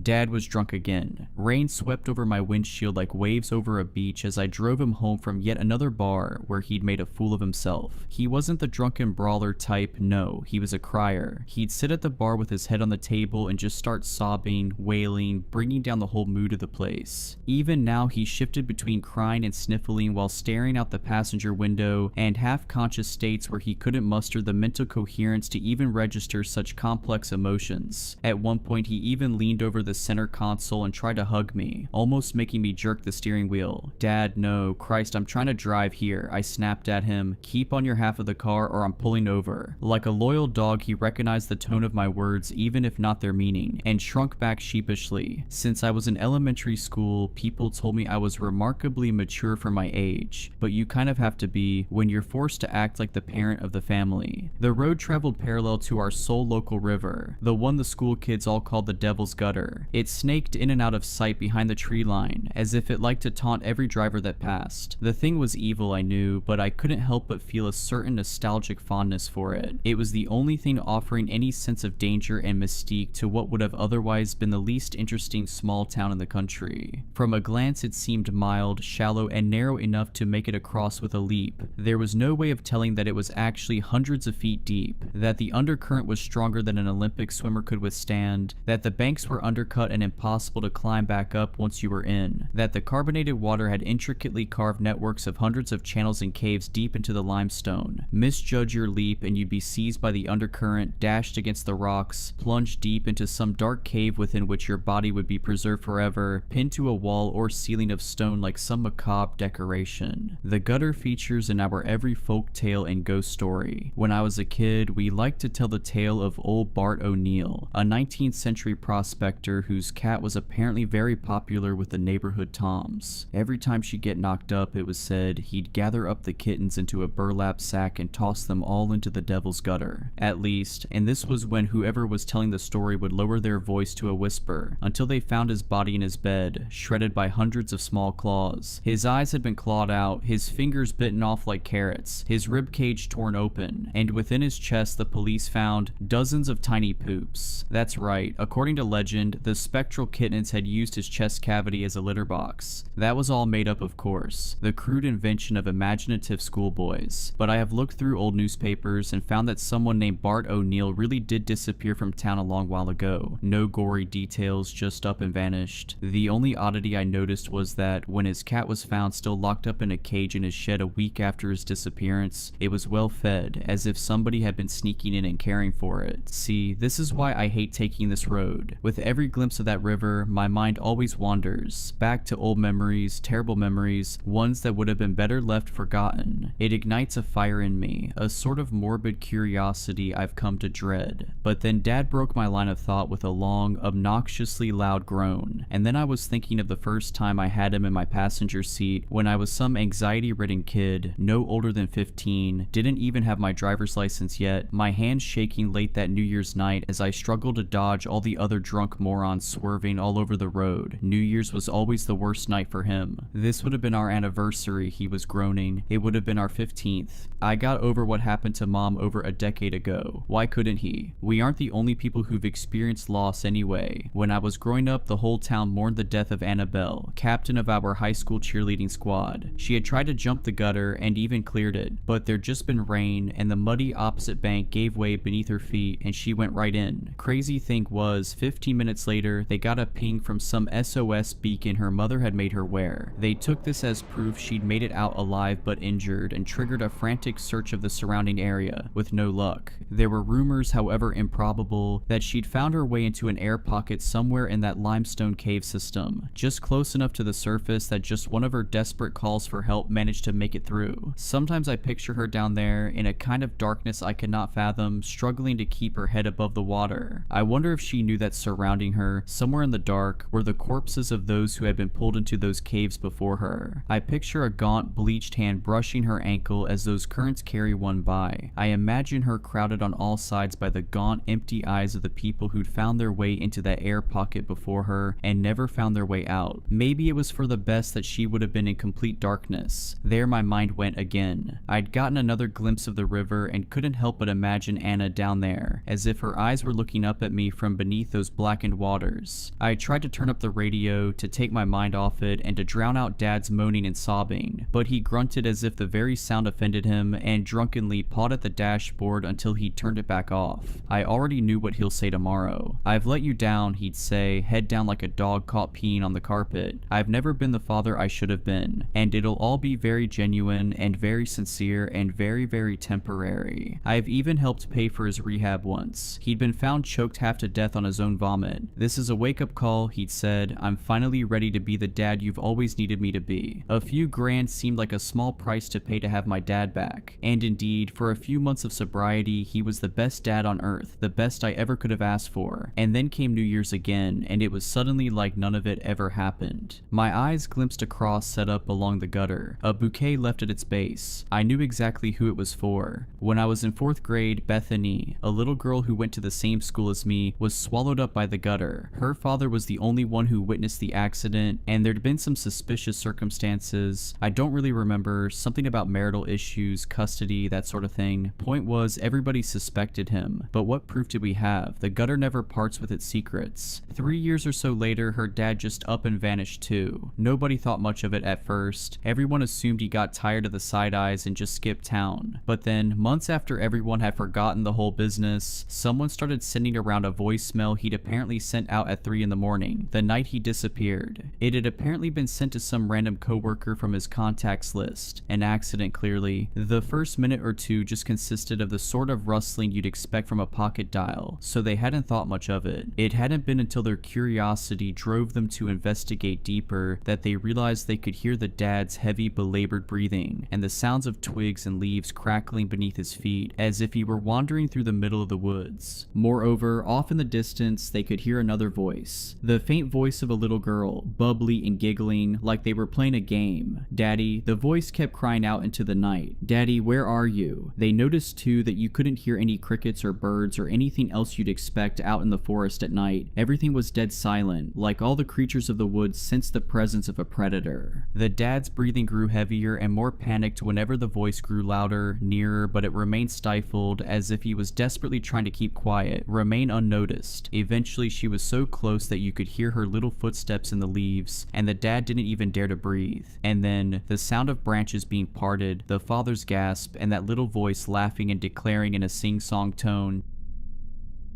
And at that exact moment, the voicemail reached its time limit. The cop's official line was that it was a fake, just some audio doctored up by bored teenagers to feed into the sensationalized mythology of the Devil's Gutter. But Bethany's remaining relatives swore up and down that they recognized that giggly little voice, that it was unmistakable. Lost in thought, I blinked, and somehow in that instant, a woman appeared in the middle of the road. I can't remember the next few seconds. It was as if I'd time traveled. One moment I was driving along, and the next I was stuck in a muddy ditch on the roadside. The hood just inches away from an oak tree sturdy enough to have bisected my car, and Dad was screaming like a madman, incoherently at first, but then congealing into a name. Jessica. He was screaming out for Mom, I realized. Jessica. And as he screamed, he threw open the passenger side door and tore off into the woods with a drunken stumble. When I glanced in the rearview mirror, the woman was still standing there in the road, a vague silhouette barely illuminated by whatever moonlight broke through the storm. But when I looked back with my own eyes, she was gone. I cursed like a sailor as I took off into the storm, blindly in the direction I thought my dad had went. My heart was in my throat. We were so close to the gutter. In his state, he could so easily fall in, become just another name in its long list, another creepy story to tell on school playgrounds. But then it became clear I was in the same danger. The storm was picking up rapidly, sideways rain blasted my eyes, wind tugging at the trees by their roots.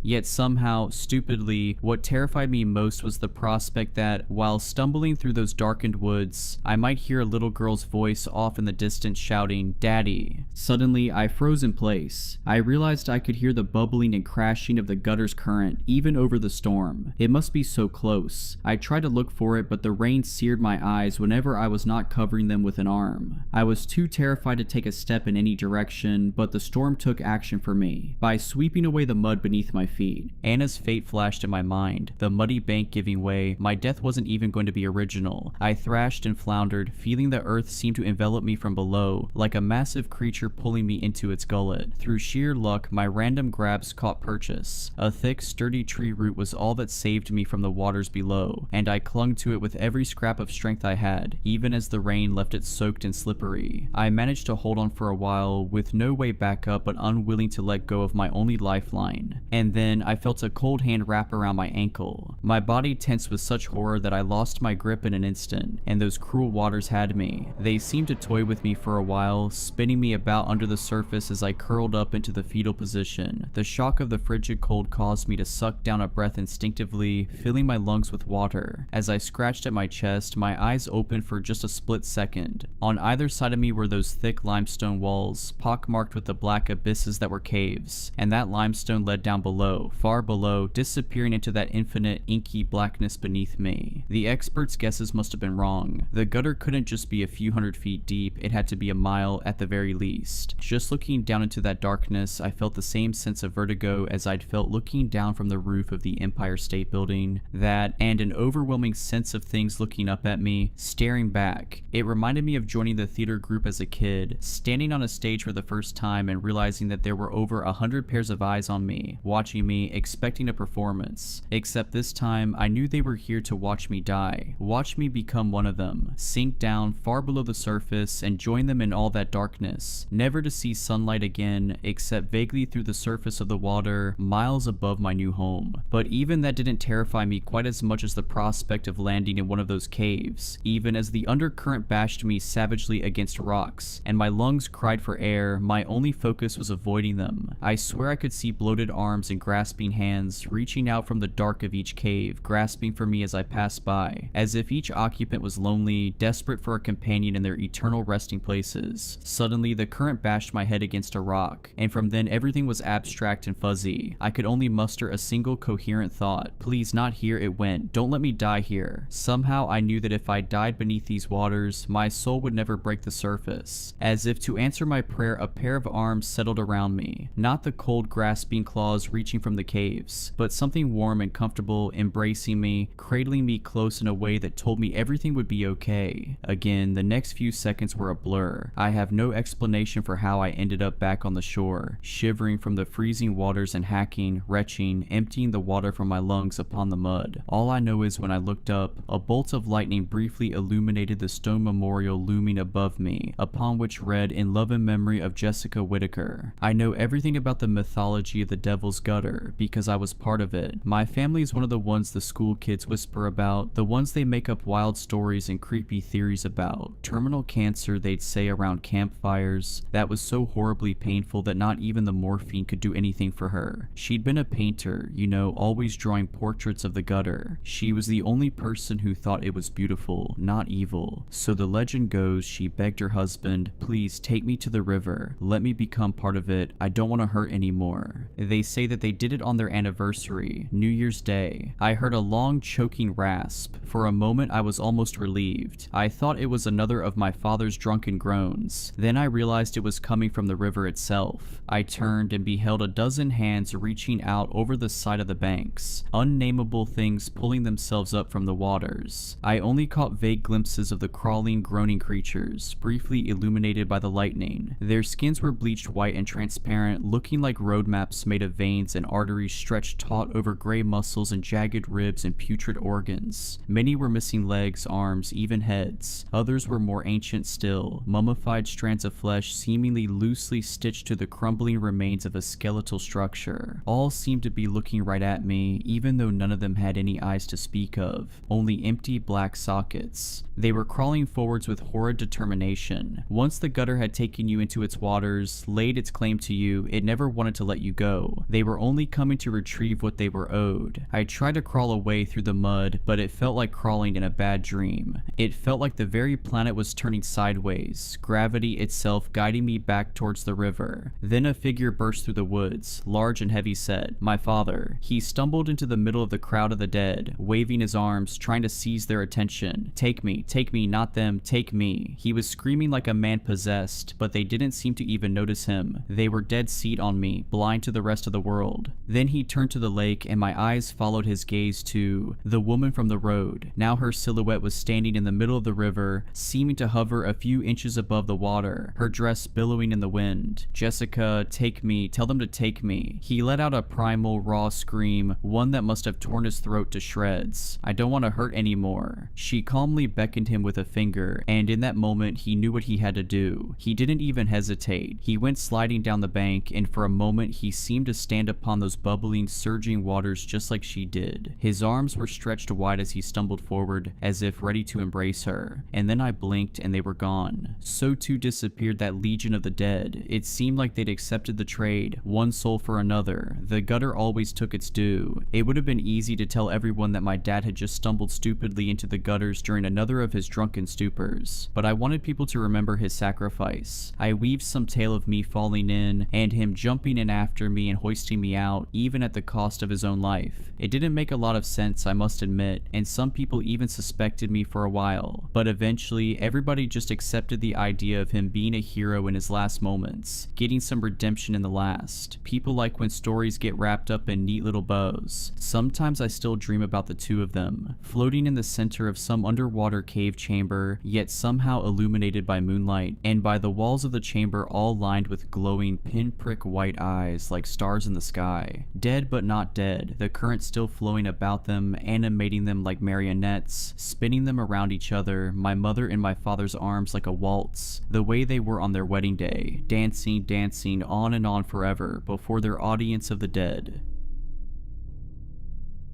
I wasn't allowed to talk to the boy with wings, my brother, but I wasn't permitted to call him that anymore. My mother said he was supposed to be an angel, except I knew what angels looked like, the idealized versions from movies as well as the biblically accurate ones. He was more like a crow, a hideous bird-like creature resembling the body of a male adolescent college student spliced with a diseased bird. My brother didn't even have a name. To my parents, he was like a stray cat who picked them. They didn't love him or want him in the house. On the flip side, he was also an angel, a once-in-a-lifetime opportunity to observe something that defied the laws of physics, with power like no other. He, like my sister, was a lost child of the sky, those ethereal beings who had fallen thousands of years ago and decided to walk on Earth. He had saved my life as a baby. I was so young that I don't remember it, but Mom likes to remind me every year on my birthday that I wouldn't be alive if it weren't for the angels in our attic, my adopted brother and sister. I was born severely premature with only a small chance of surviving one night. Mom said she prayed endlessly, begging for a miracle, and it was visited by the two beings who gave me life through their divine power. When I pulled through, Mom begged them to stay and watch over me until I was old enough to fend for myself. If I think back to my earliest memory, it's the angels babysitting and watching over me. Back then, they actually looked cherubic, or maybe that's just how I remember them. My brother bore huge white wings, almost like a swan, while my sisters were more grayish. They used to smile and giggle, and for a while we were actual siblings. But as I grew up, I saw less of them. Mom would drag them away while we were in the middle of some shenanigans, and I wouldn't see them for days, sometimes weeks. I thought the angels had finally flown away back home. I was sad, I guess. I was just a little kid and my older siblings had vanished. When I started hearing noises upstairs, the familiar sound of their wings scraping against wooden floorboards and the crumbling ceiling, Mom and Dad told me my siblings were now inside the attic. It was too dangerous for them, so they were safe upstairs, which meant no more playing with them and especially no more mentioning them to family members and friends. Mom was very strict with me. They're magical beings, Nini, she told me one night before bed. There's a lot of bad people out there who will want your brother and sister for bad things, so we need to keep quiet about them, alright? I went to school the next day and drew a picture of the two of them playing with me. At the end of class, my teacher gently pulled me aside. Am I in trouble? I asked, and she laughed, gesturing for me to sit down. No,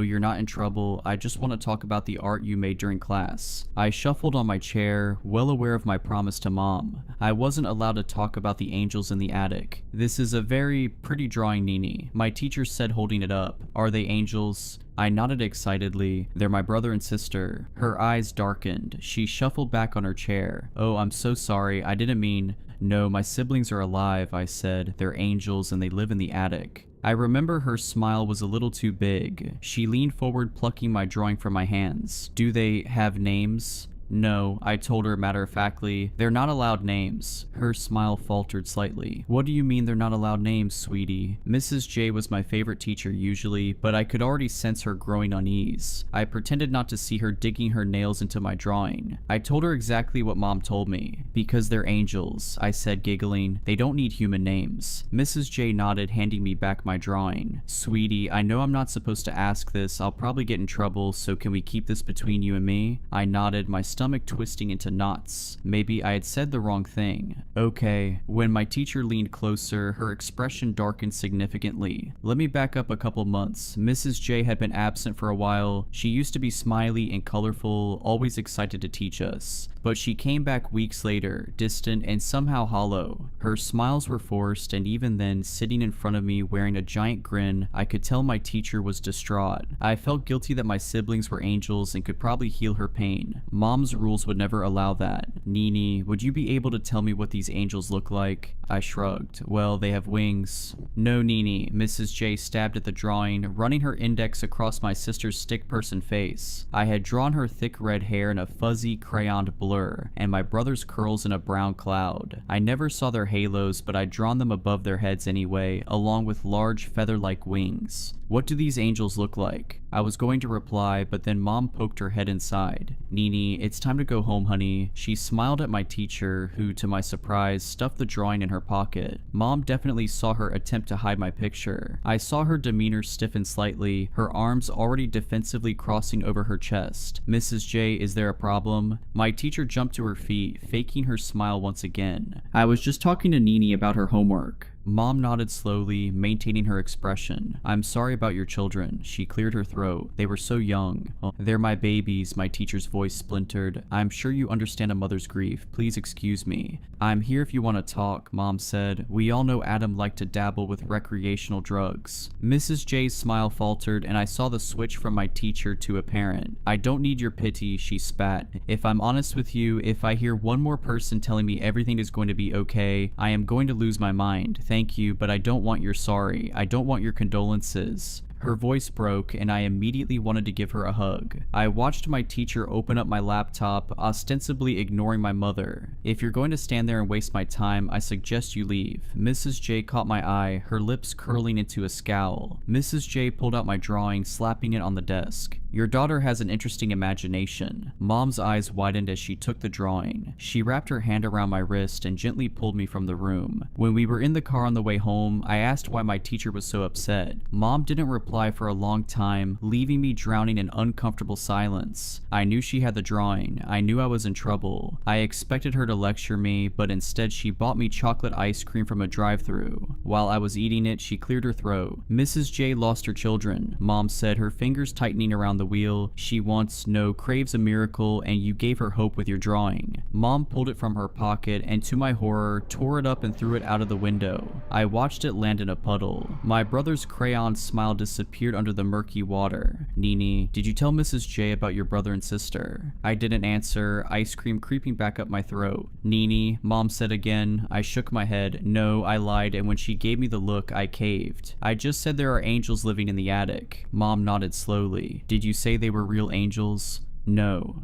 Did she ask what they looked like? I wasn't a fan of the interrogation, my eyes swimming with tears. I don't know, I mumbled. No, she just liked my drawing. Mom curled her lip. You're absolutely sure, Nina, because if you're lying, bad people will come and take your siblings. She only called me Nina when I was in trouble. Yes. Mom leaned back into her seat, breathing out a sigh of relief. That's good, she whispered. I flinched when she turned to me, grasping my hands and squeezing them tight. Because we can't have anyone taking them away, okay? They're your angels, sweetheart. Following that day, I wasn't allowed to even mention the angels in our attic. If I did, either intentionally or accidentally slipping up, I was promptly sent to my room. The problem was, no matter how many times I was told not to talk about them or completely ignore their existence, I refused. These two, whether angels or not, were still my brother and sister. I told my aunt about them when I was maybe 10, during Thanksgiving dinner. It was a slip of the tongue. She thought I was joking. We were all sharing our wishes for the upcoming year, so I had held up my glass of juice, copying my parents' toast, and declared, I wish I could see my brother and sister who are in the attic again. Aunt Jules spluttered on her own wine, and I caught the look she shot my mother. She already had tomato cheeks, giggling a little too much for an adult woman. Mom had already set several glasses of water in front of her, but she was ignoring all of them. Frida, she chuckled, wiggling her eyebrows. Is there anything you should tell me? Mom slowly lowered her own glass, her lips pressed to the rim. Jules, you know my daughter has an overactive imagination. They're more like imaginary friends. Aunt Jules straightened in her seat suddenly, her smile fading. That's not what I wanted to talk about. She turned to me, color bleeding from her cheeks. Nini, why don't you go upstairs to your room? I need to talk to your mother. No, it's okay. I'm almost an adult too. I smiled at my aunt. Nina, you are 8 years old. Dad grumbled, inhaling piles of mashed potato. I didn't move, staying stubbornly still. I figured if I stayed as still as possible, the adults might not notice it was past my bedtime. Nina, Mom's tone was a warning. Go upstairs. I reluctantly dragged myself upstairs. When I tried to listen in on the conversation, hiding on the stairs, Dad picked me up and carried me all the way up to my room and tucked me into bed. I thought I could stay awake and strain my ears to listen to the conversation, but I fell asleep. I was woken woken by something wet trickling down my face. Opening my eyes, I found myself staring at a single puddle of red pooling from my ceiling. I sat up, swiping my fingers down my face. Blood. When a lone feather hit my cheek, I jumped out of bed, my heart hammering. Instead of calling for my parents, I grabbed my pink chair from my dressing table and positioned it below the red stain. I hopped onto it, standing on my tiptoes and dragging my fingers across scarlet. I risked knocking 3 times. To my surprise, there was a response. 2 single knocks. "Are you okay?" I asked, pressing my face to the ceiling so they could hear my voice. Another single knock, number something ice cold slithered down my spine. I tried again. "Are you hurt?"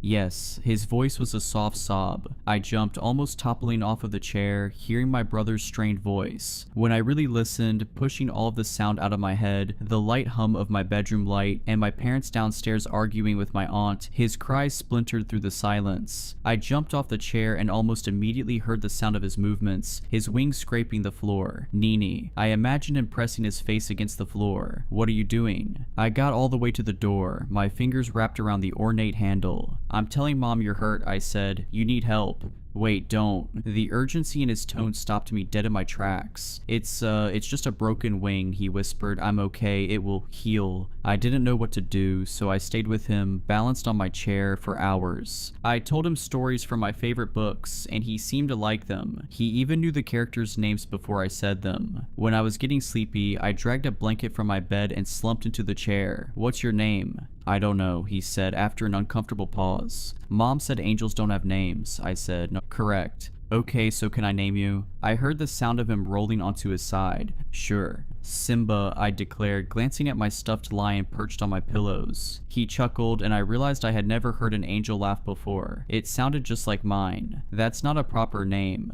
"Peter." I was frowning at my scrappy copy of Narnia. "Nah," he sighed. "I don't think that's me." I picked up a random book, flicking through it. "Okay then, how about Jude?" "Jude," the angel murmured, wallowing the name around his mouth. "I like it." I nodded excitedly. "What about our sister?" "Lily." The small squeak came from the angel girl herself. "I like the name Lily," she whispered. I felt proud of finally naming them, and they started to feel more like siblings to me. I started sneaking food up to the attic, just salted crackers at first, and holy water from my mother's fountain. But angels are hungry and had a particular liking for snacks and junk food. Initially, I shoved the food through the cracks in the floorboards to avoid getting caught, but then I grew brave and started hauling my old Nintendo DS and an ancient game of Monopoly up there. I had to squeeze myself through a suffocating gap, after climbing up a wobbly wooden ladder and carefully removing several floodboards so I could pull myself through. Once I was through though, eagerly holding snacks and games, my eyes adjusted to surroundings, my DS slipping through my fingers. I had never been inside the attic before. When I questioned what was inside, I was told it was for storage, except the storage room smelled of antiseptic. "Could you put the floorboards back?" Jude's shuddery voice startled me. "I'm cold." The 2 figures slumped against the wall sent my heart into my throat. Jude and Lily. I hadn't seen them since I was a child, since they were dragged away from me when I was playing. I had grown up with their voices bleeding through my ceiling and imagined them much older, but they were still the same age. Exactly the same age. College kids, or maybe older, early 20s. The same angels who played with me when I was a child. The 2 of them were pale, gaunt in the face, almost skeletal.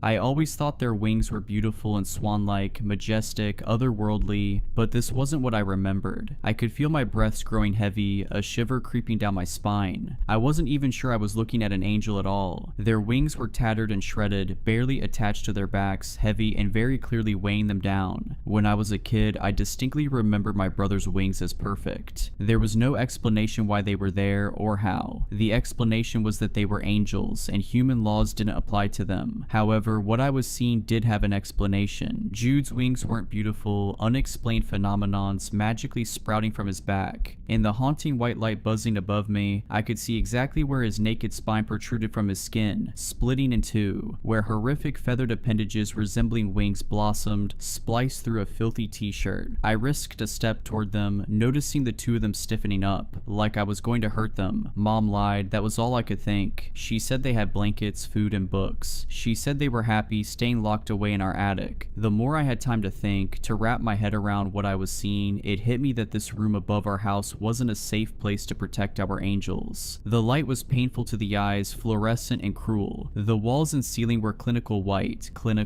but it was the angels themselves that didn't make sense. Against the backdrop of what felt and looked almost like an operating theater, my siblings looked out of place, bound in cruel chains biting their ankles and wrists, binding them to the walls themselves, to the very foundations keeping the house together. I took another step forward. Something was sticking from my sister's arm, a long plastic tube feeding into her. Closer. I glimpsed rivulets of red beating down Jude's back. Another longer tube, this time filled with clear liquid, sticking directly from the incision carved where his spine split in two. I pretended not to see the metal clamp forced inside bloody slithers of flesh, his wings shuddering, individual feathers trying to contract, trying to spread wide and folded into grotesque flaps. Lily sat awkwardly, her back to the wall, strawberry blonde hair hanging in flickering eyes. I glimpsed one single plastic tube stuck into her arm. She seemed to be in better condition, her wings easily unfurling when she shuffled back, her lips parting. Mom and Dad weren't protecting the angels from the outside, they were experimenting on them. "It's okay," Jude murmured, lightly nudging the girl. "It's just Nini." Lily's weary eyes found mine, half-lidded eyes struggling to stay awake. Slowly, I knelt in front of them, my eyes stinging. I pushed filthy brown hair from my brother's sleepy eyes. Before I could speak though, he weakly gestured to the DS I dropped on the floor. His voice was a slurred mumble, and my gaze shot to the tube cruelly sticking from his spine. "Does that have Mario?" His question took me off guard. I shuffled back, grabbed the DS, swiping dust from the screen. I slid the power on and his eyes lit up. No, I held it up so he could see the screen. "But I do have Nintendogs." Jude grinned, though I wasn't expecting to see sharp incisors jutting from his gums. "Sounds fun." He held out his chained wrists. "Do you want to play?" I had so many questions, but at that moment, looking at the creases in my brother's expression while he was in pain, I swallowed my words. I played with them until the sky turned dark. When I was packing up, I couldn't resist moving towards, my heart jumping in my chest. I tried to pull the tube from his spine, and his wings jerked, his eyes widening. "Don't." He snarled like an animal, and I stood paralyzed. Jude shuffled away, his wings twitching, struggling under the clamp. His breaths came out in sharp pants, his fingernails almost like claws dragging across the wooden boards. "Don't touch me," he spat. "Do you understand?" I didn't move, and his expression softened, his teeth retracting. "I'm sorry," he said. "It just hurts." I finished for him, choking on my own sob. "My mom and dad are hurting you." Jude didn't reply for a moment before his head jerked up. "Do you remember that one time when you wanted to fly? You jumped off of the bunk bed and broke your arm, and we ran for your mom. We love you and we care about you, but we need help now too." I nodded. "Do you have a paper and pen?" I did. I brought a whole coloring pad up for drawing. I nodded, handing him a blank piece of paper and a crayon. Jude scribbled a number and handed it to me. "Can you call this number?" he whispered. I nodded. "Why? Is it like part of your job as an angel?" His expression furrowed, but he replaced confusion with a smile. "Yeah, it's a job." He leaned back, wincing when his wings brushed against the ceiling, visibly in pain. "I've been here for so long protecting you, I need to check up on all the other children." "Jude," Lily grumbled, nudging him when he rolled his eyes. "Knock it off." "Why?" His smile was bitter. "Aren't we just doing our jobs?" That night, I left the attic with a mission, feeling optimistic. I was going to call the special angel number and help my brother do his job. Mom was making dinner, so it was easy to distract her. I made a huge deal about dessert, and when she was grumbling to herself, pulling ingredients for cookies from the cupboard, I swiped my mother's phone from her purse, locked myself in the bathroom, and dialed the number. I was so excited, my fingers were all clammy. The dial tone sounded in my ear, before the sound of someone picking it up. "Hello?" Before I could speak, Mom was unlocking the door, pulling her phone from my grasp. "Nini, what are you doing?" she demanded, apologizing to the recipient. "Yes, hello, I'm so sorry my daughter accidentally called you." She shot me the dagger eyes before walking away, her phone to her ear. "No, I have no idea how she got your number. Have a great night." Mom didn't get mad. Instead, she made me cookies. I was nibbling on a chocolate one when she leaned against the counter, arms folded. "Nini, I'm going to ask you a question, and you're going to tell the truth." I was doing a job, I said, dipping my cookies in fondant. Her eyebrows furrowed. You were doing a job? I nodded. One of the angels gave me an angel number so I could do his job for him. Mom's lip curled. Okay then, can I have the angel number? When I hesitated, she sighed. Nini, I'm sure he would rather an adult was doing his job for him. She held out her hand. Sweetie, I don't want to ask you again. I handed it over, words suddenly choking from my mouth. Why are you hurting them? Mom looked taken aback, her eyes widening. Nini, why on earth would you think we are hurting them? I saw them, I said, my voice breaking. You're doing bad things to their wings.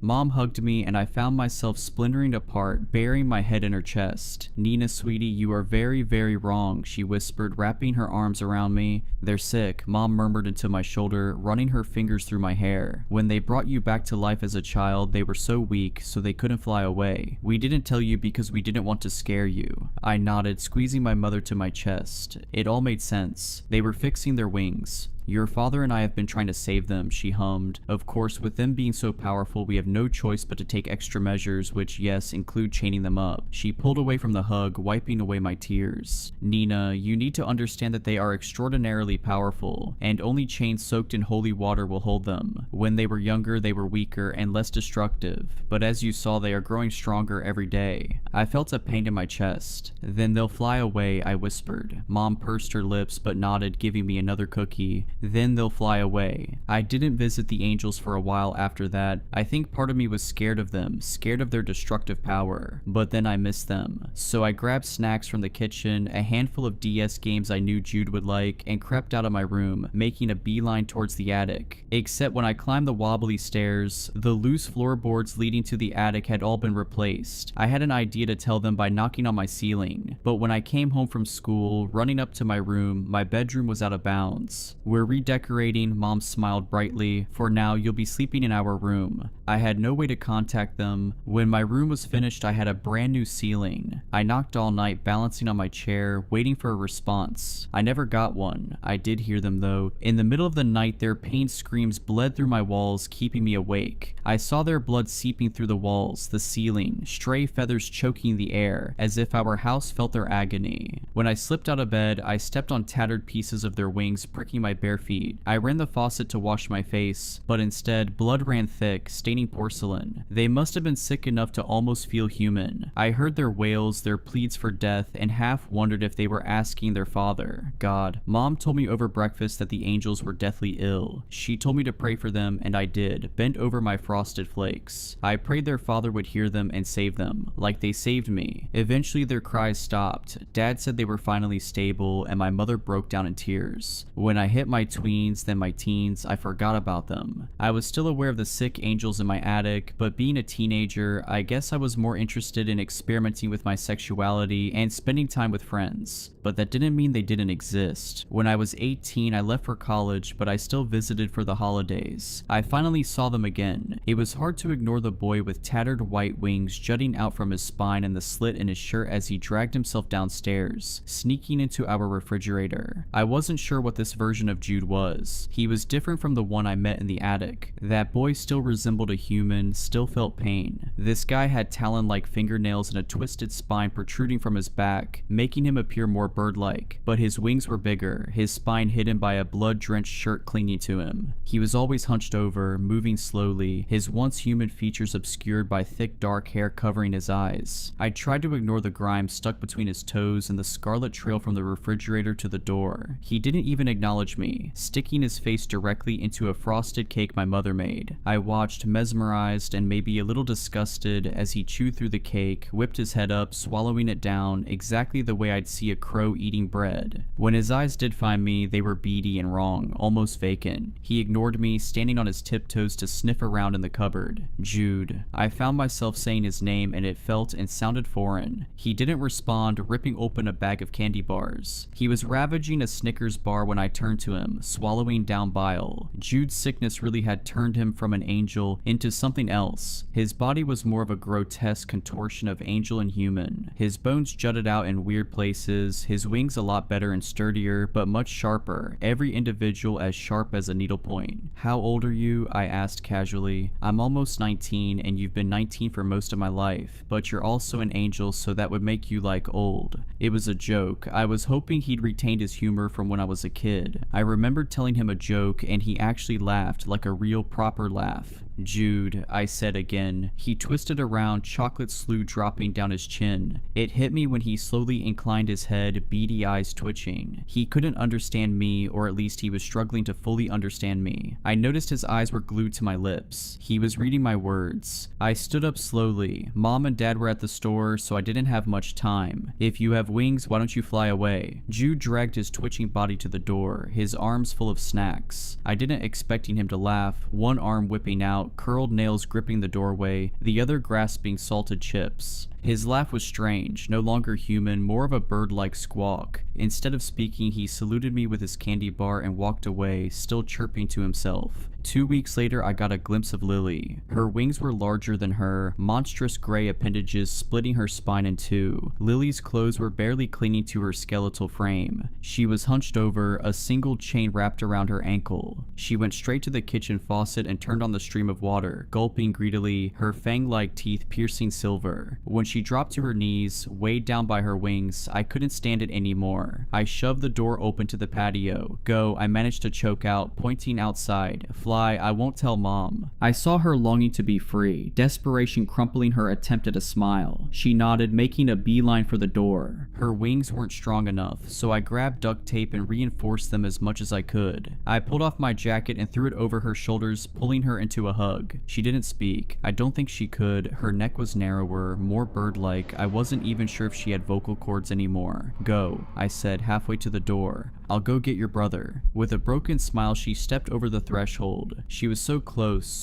to cold air on her skin, sunlight reflecting in wide, hopeful eyes filled with tears. I watched her spread her wings, flying up.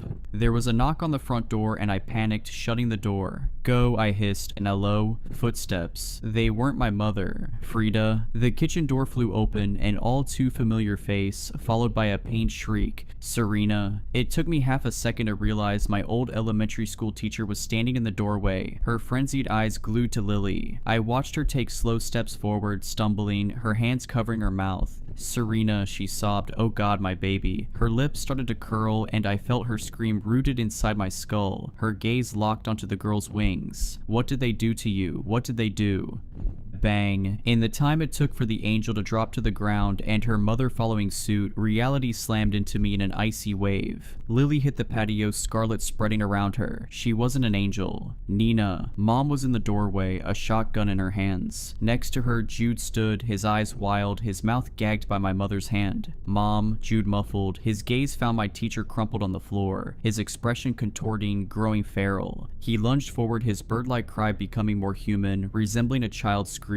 Mom yanked him back, slamming her hand over his mouth. Mom. I watched, paralyzed, as she turned on him, sticking the gun between his brows. Stay, she spat, running the barrel of the gun down his naked back. Mom saw his sharp glance towards freedom, forcing him into his knees. Move, and I shoot her. She twisted back to Lily, who wasn't moving. He dropped to his knees, slowly raising his hands. Okay, my mother gasped out, so I want to get several things very clear. In 2 strides, she was looming over my elementary school teacher. I watched her stick the barrel of the gun, protruding it into the woman's head and blowing her brains out all over our kitchen floor, seeping scarlet and fleshy pink chunks decorating my shoes. The angels didn't react. Lily lying in her own blood and Jude staring dead-eyed at his mother. I couldn't breathe. I was aware I had thrown up all over myself, but I didn't remember moving, only the thick acidic sludge dripping down my face. You don't have a mother, Mom spat at Jude. You are a fallen angel who dropped from the skies thousands of years ago and now walks the earth. I watched her cradle the boy's face. You saved my daughter. You were my perfect miracle. Mom's eyes were manic, her smile widening. She tightened her grip, forcing him to look at her. Aren't you? He didn't reply, his lip curling. Mom laughed in his face. Adam, you were your mother's worst enemy, she said, spite dripping from every word. Do you know how much it upset her to see her own son hurting himself right in front of her? Her gaze flashed to Lily. Serena was a whore of a woman, she spat. Every day I watched and listened to your mother complain about the two of you. You You stole cash for drugs, sold her car, and even used her medication to satisfy your disgusting, filthy habit.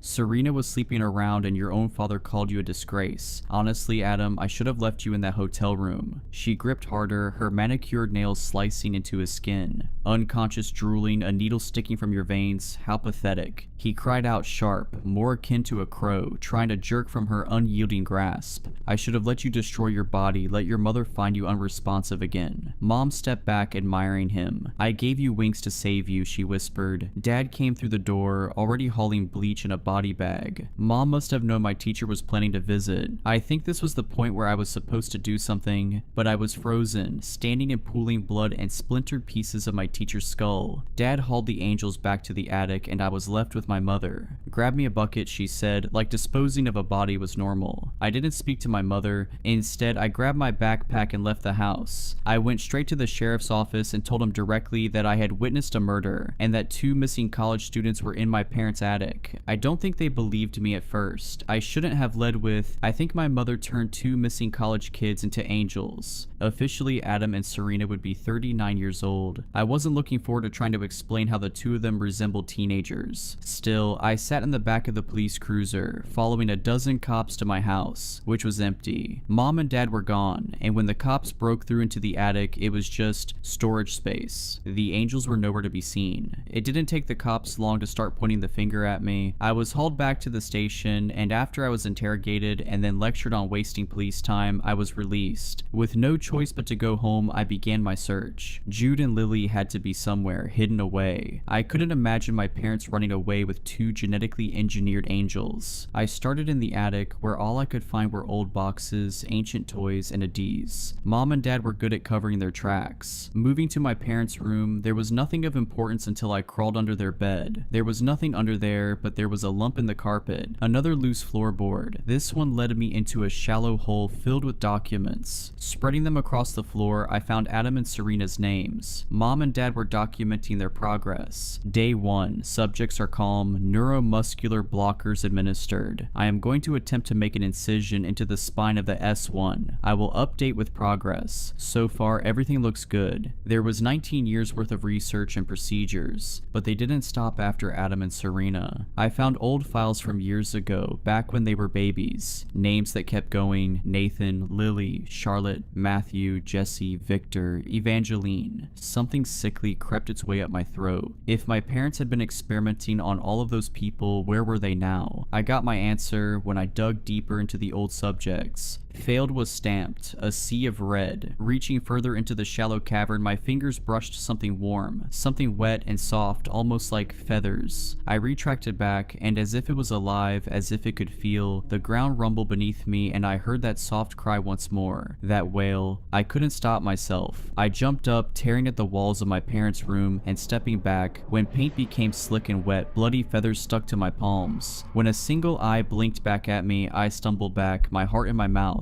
Mom was right, she was wrong. She lied about almost everything. Jude and Lily were not angels. They did not save me when I was a baby. Jude and Lily are my parents' successful attempt to replace what is living inside our walls. The angel my house was built on, its bones made from its foundations, its blood splattered across our walls. I think it's upset. I think it wants its children, all of its children, from past and present, back. It's already started to cry, the walls are bleeding, its ceiling is crumbling, floors caving in. The angel whispers in my ear, a language that twists and contorts my thoughts. This thing is threatening me. If I don't bring back its children, it's going to kill me. But I can't help wondering if it's trying to tell me something. Are those that failed still inside our house? I'm updating this post before I post the whole thing. Last night I couldn't sleep. I have been in agonizing pain for hours. Lightning bolts are running up and down my spine. I stuck my hand under my shirt to relieve the tension, only to pluck a single feather quill from my body. What my parents did to Jude, Lily, and all those kids. Am I their next subject? If you enjoyed these stories, please consider subscribing and liking this video. Let me know your thoughts of these stories in the comments below. I frequently talk to my viewers there. But anyways, I hope you were creeped out. Just kidding. Stay safe.